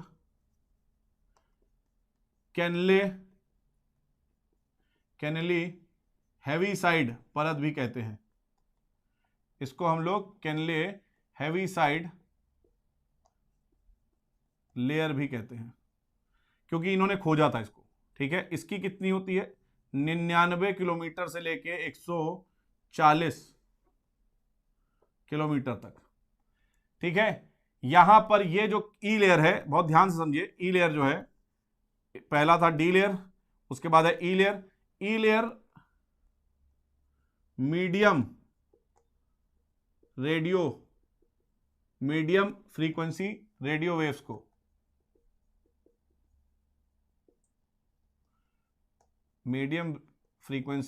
वेव्स को रिफ्लेक्ट करता है, ठीक है। जो ई लेयर है आपकी आयन मंडल में, ये मीडियम फ्रीक्वेंसी रेडियो वेव्स को रिफ्लेक्ट करता है, ठीक है। इसी प्रकार है आपका एफ लेयर। मैं एफ लेयर यहां लिख दे रहा हूं ऊपर। एफ लेयर जो है 140 से 340 किलोमीटर तक है। इसमें किताबों में अलग अलग डेटा है, अलग अलग किताब अलग अलग मानती है, ठीक है। इसको बोलते हैं एपल्टन, इसको बोलते हैं एपल्टन लेयर, क्योंकि इसको एपल्टन साहब ने खोजा था। इसको किसने खोजा था? एपल्टन साहब ने खोजा था, ठीक है। ये मैं मिटा दे रहा हूं। यहां से एफ लेयर से medium and high radio frequency waves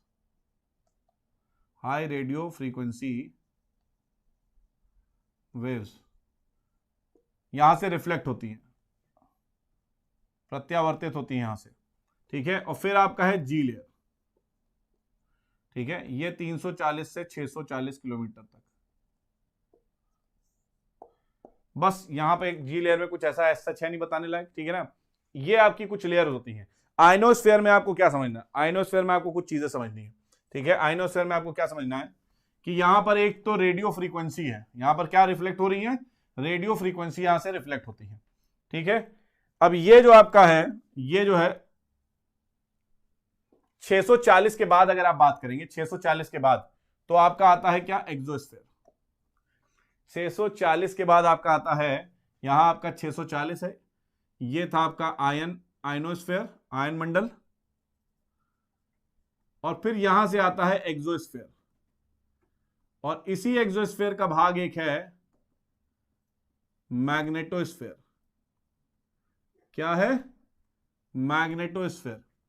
इस मैग्नेटोस्फीयर को वॉन एलन बेल्ट भी कहते हैं, वॉन एलन रेडिएटिव बेल्ट भी कहते हैं। मैग्नेटोस्फीयर क्या है, मैग्नेटोस्फीयर कुछ चीज नहीं है, पृथ्वी की आप जानते हैं मैग्नेटिक पावर है, तो मैग्नेटिक पावर जहां पर सबसे ज्यादा मैक्सिमम कैप्चर हो जा रही है उसको हमने क्या बोला, मैग्नेटोस्फीयर बोल दिया, ठीक है। अब होता क्या है देखो एक्सोस्फीयर में, एक्सोस्फीयर में कुछ चीज समझो। पहली चीज तो एक्सोस्फीयर में नो गैस, ठीक है। यहां पर टेम्परेचर जो होता है 5538 डिग्री सेंटीग्रेड से ज्यादा होता है, 5538 डिग्री सेंटीग्रेड से यहां पर तापमान क्या होता है, अधिक होता है। लेकिन आप यहां पर अपना हाथ निकाल देंगे तो आपका हाथ जलेगा नहीं, क्यों, क्योंकि यहां पर आप याद रखिएगा, यहां पर एक चीज आपको समझनी है कि कोई मीडियम तो होना चाहिए जलने के लिए, कोई माध्यम होना चाहिए। तंदूर में तुम जला देते हो क्यों, क्योंकि वहां पर गैसेस हैं, तुम्हारा हीट ट्रांसफर हो जाती है, ठीक है। लेकिन यहां पर आपकी हीट ट्रांसफर नहीं हो पा रही है। क्लियर है बात, सबके समझ में आ रही है, ठीक, इतनी बात सबके समझ में आ रही है। अब एक और चीज देख लीजिए, जल्दी से एक और चीज देख लीजिए, एक्सोस्फीयर में मैग्नेटोस्फीयर है। अब यहां पर एक प्रक्रिया हो रही है, बहुत इंपॉर्टेंट है, ये आखिरी के कुछ चंद मिनट आपको बता दूं, जो कि स्टेट पीसीएस में दबा के क्वेश्चन आता है। यहां पर एक एक्टिविटी होती है अरोरा की, अरोरा की एक्टिविटी होती है। क्या होता है अरोरा, समझो, सूर्य से, यह आपकी पृथ्वी है, यह आपका एक्सोस्फीयर है, यह आपका बाह्य मंडल है, एक्सोस्फीयर, ठीक है बेटा।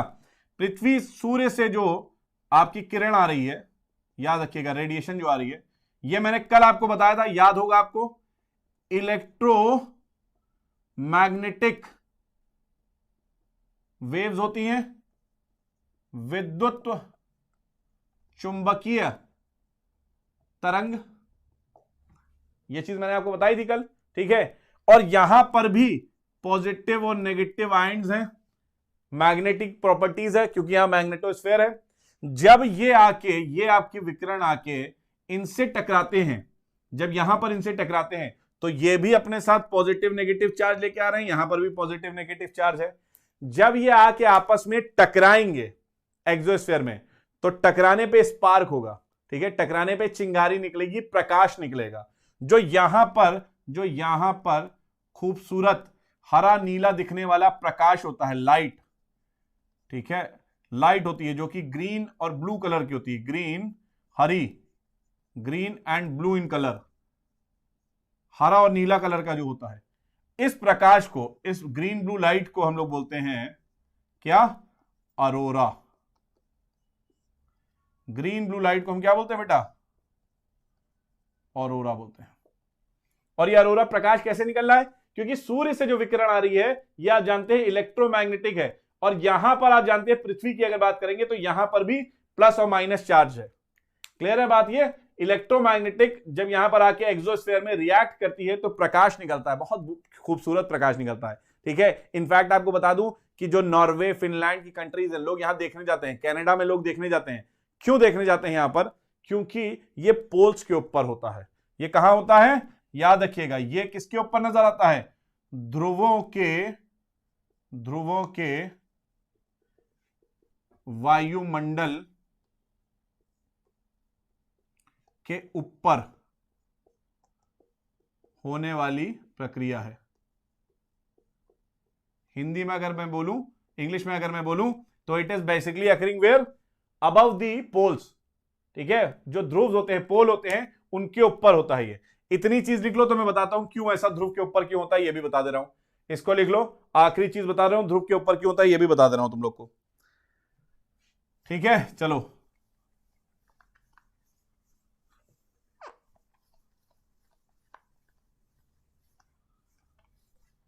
आखिरी चीज ध्रुवों के ऊपर क्यों होता है?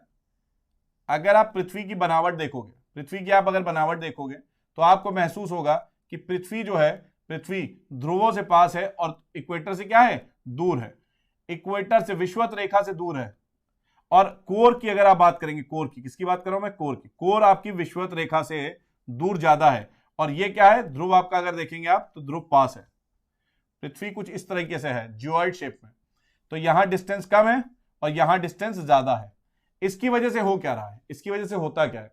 मैग्नेटिक प्रॉपर्टी जो है ये पृथ्वी के कोर से आती है।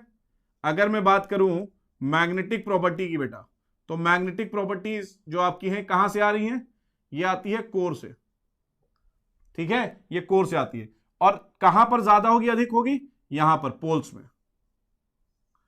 ठीक है, क्यों पोल्स में ज्यादा होगी मैग्नेटिक प्रॉपर्टीज? क्योंकि देखो कोर कहां पर है, कोर के पास कौन सा क्षेत्र है? कोर के पास पोल है। आप समझ रहे हैं, पोल पास है तो ज्यादा प्रॉपर्टीज कहां पर होंगी? पोल्स पे होंगी, ना कि इक्वेटर पे। इसका मतलब जो आप, और दूसरी चीज आप जानते भी हैं कि एक पोल से निकल के दूसरी पोल्स में आप इस प्रकार से अर्थ की मैग्नेटिक प्रॉपर्टीज है। तो ज्यादा प्रॉपर्टीज मैग्नेटिक कहां पर है? पोल्स के ऊपर है। ठीक है, क्योंकि पोल्स के ऊपर ज्यादा मैग्नेटिक प्रॉपर्टीज हैं, तो जो आपकी सूर्य से किरण आ रही है, जो सूर्य से रेडिएशन आ रही है, इलेक्ट्रोमैग्नेटिक वेव्स, ये पोल के ऊपर जब टकराती है तब जाके रिएक्शन होता है और पोल्स के ऊपर आपको अरोरा दिखता है। क्या दिखता है? प्रकाश दिखता है, अरोरा। और इस पे प्रकाश पे प्रश्न क्या आता है? क्वेश्चन ये आता है कि जो दक्षिणी ध्रुव है, दक्षिणी ध्रुव के ऊपर आपको क्या नजर आएगा? आपको नजर आएगा aurora, aurora australis, aurora australis. और उत्तरी ध्रुव में, उत्तरी ध्रुव की अगर बात करें तो आपको नजर आएगा अरोरा बोरियालिस। ये दो शब्द आपको याद रखने हैं। नॉर्थ पोल में अरोरा बोरियोलिस और साउथ पोल में अरोरा ऑस्ट्रेलिस। ऑस्ट्रेलिया कहां पर है? दक्षिणी गोलार्ध में है कि उत्तरी गोलार्ध में है? दक्षिणी गोलार्ध में है, राइट। तो दक्षिणी गोलार्ध में ऑस्ट्रेलिया, ऑस्ट्रेलिया से मिलता जुलता शब्द क्या? ऑस्ट्रेलिस। तो ऑस्ट्रेलिस हमेशा सर्दर्न हेमिस्फीयर में होगा, मतलब सर्दर्न पोल में, दक्षिणी ध्रुव में होगा। तो दोस्तों ये था तुम्हारा, ठीक है, ये आपकी जो बात मैंने बताई, ये आपकी क्लाइमेट से रिलेटेड मैंने आप बताई। ठीक है, अगर इतनी बात आप लोग को समझ में आ गई है तो मुझे बताइए।